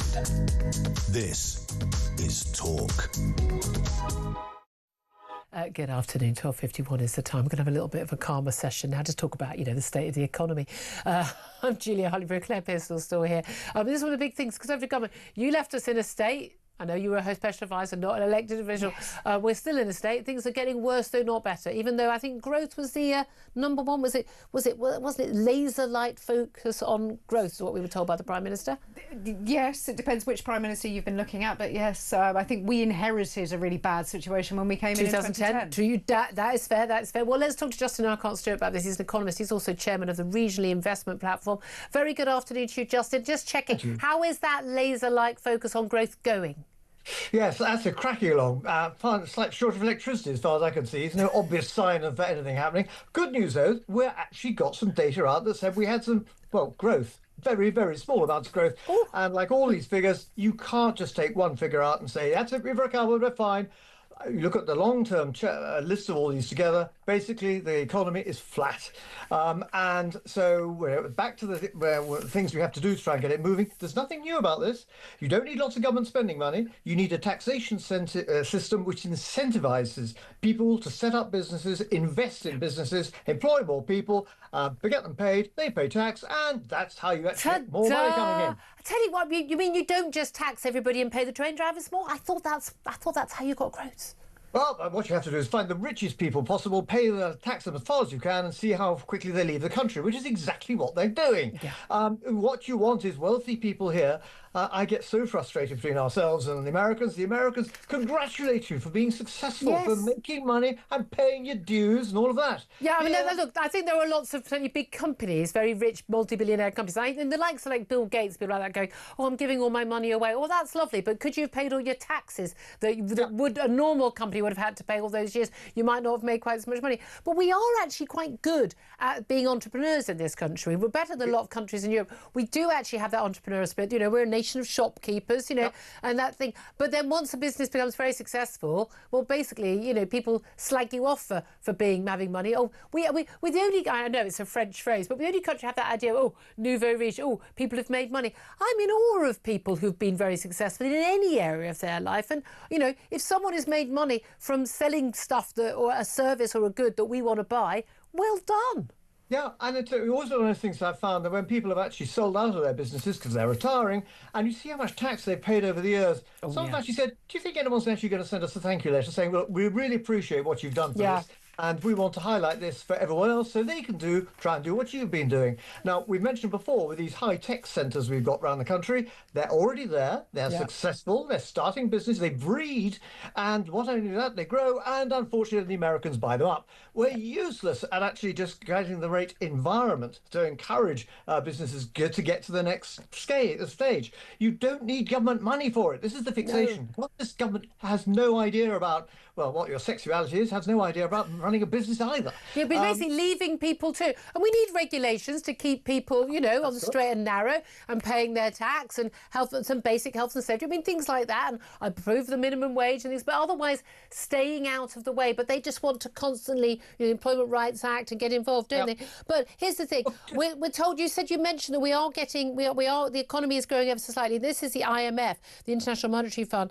They do actually expect that Britain will be they want the Labour's pledge to make Britain the fastest growing economy in the G7 is in tatters. But we're not going to be the worst. Germany is going to be the worst over the next year or so. We're going to be third best. Now, I mean, when we can't be that bad if we're above Germany. Yeah, third best in the slow bicycle race doesn't exactly mean your economy is actually throbbing away. What you need to be able to have is that vital word confidence, and you do that by actually telling people, look at the things that are going right, despite what the government do. Setting up those businesses, growing the technology, being able to make sure that actually we are making money and also paying your tax fairly as well. Lower taxes, lower energy bills, a lot of the things that President Trump was talking about and giving advice to the Prime Minister a couple of days ago. What do you make of the International Monetary Fund saying they expect interest rates to drop, basically 0.5% from 4.25% right now to 3.75% by Christmas? Would you welcome that? Absolutely, because what you've had is, unfortunately, politicians and the Bank of England also saying, of course, well, there's still got inflation, and unfortunately with inflation, the way we cure that is by putting up interest rates. No, it's not. It's one way of doing it. In this particular case, it's a brake on the economy. What you need to do is reduce the money, the cost of money to people, make it tax positive for companies to be investing. And you mentioned a couple of things there, the cost to businesses that the government actually is saying they've done. They've raised the minimum wage. No, they haven't. We pay the minimum wage, or the businesses do, not the government. And you see that when that sort of thing's going on. And then also, we're making sure it's not a tax on individual people. No, we're taxing companies for employing people. Brilliant. This is no way to encourage people to go out on a Monday morning saying, I'm going to make this country wealthier, and I'm going to try and do the right thing and pay the tax. And what happens? Actually, we're going to be better. It doesn't have to be made difficult. Why not actually telling us some of the better stories that are going on at the moment, despite the government, in terms of the setting up of new businesses? You quite rightly highlighted last year, just around 5,000 new businesses, lower than before, but we've had a difficult time, but still ahead of France, ahead of Germany. They were the countries that are supposed to be the ones that are winning it. The figures you just mentioned there, they're actually slowing up. And they will be getting slower. Yeah, but that said, as we push more and more towards net zero, we're going to be getting slower too. Justin Urquhart, Stuart, it's always an absolute pleasure. And also interesting use of the word throbbing, I thought there, Claire. I very much enjoyed that. I was not expecting that one. But I mean, again, there's no wonder. I mean, it's a stat we found out yesterday that according to a survey, 1 in 4 young people are thinking about leaving the country. What a surprise. I'm not surprised. What's to keep them here? Absolutely nothing. There's no hope for them. They don't feel they can buy a house. They can't. They can't. Coming out of university with debts, and they can't use the word megathrust, which I think is the finest. We've had some fine words on this show: throbbing and megathrust. Megathrust refers to earthquakes, by the way. Throbbing to the economy, because I'm looking right now at a big smirk on Ian Collins' face. And welcome to the new series of Call My Bluff. Call My Bluff. By the way, this is the man who reduced us all to... Throbbing comes from you the ancient all Greek... to laughter when by coming in chat of kumquats about a month ago. Kumquats, yeah, that's right. I mean, and now we're on to throbbing. I mean, look, I don't know where to go with that, really. You give me an open goal, really. What do you make of what the PM said about Israel? Because we've had quite a few rows on the show so far. Well, do you know what? I try to do, and I know you try to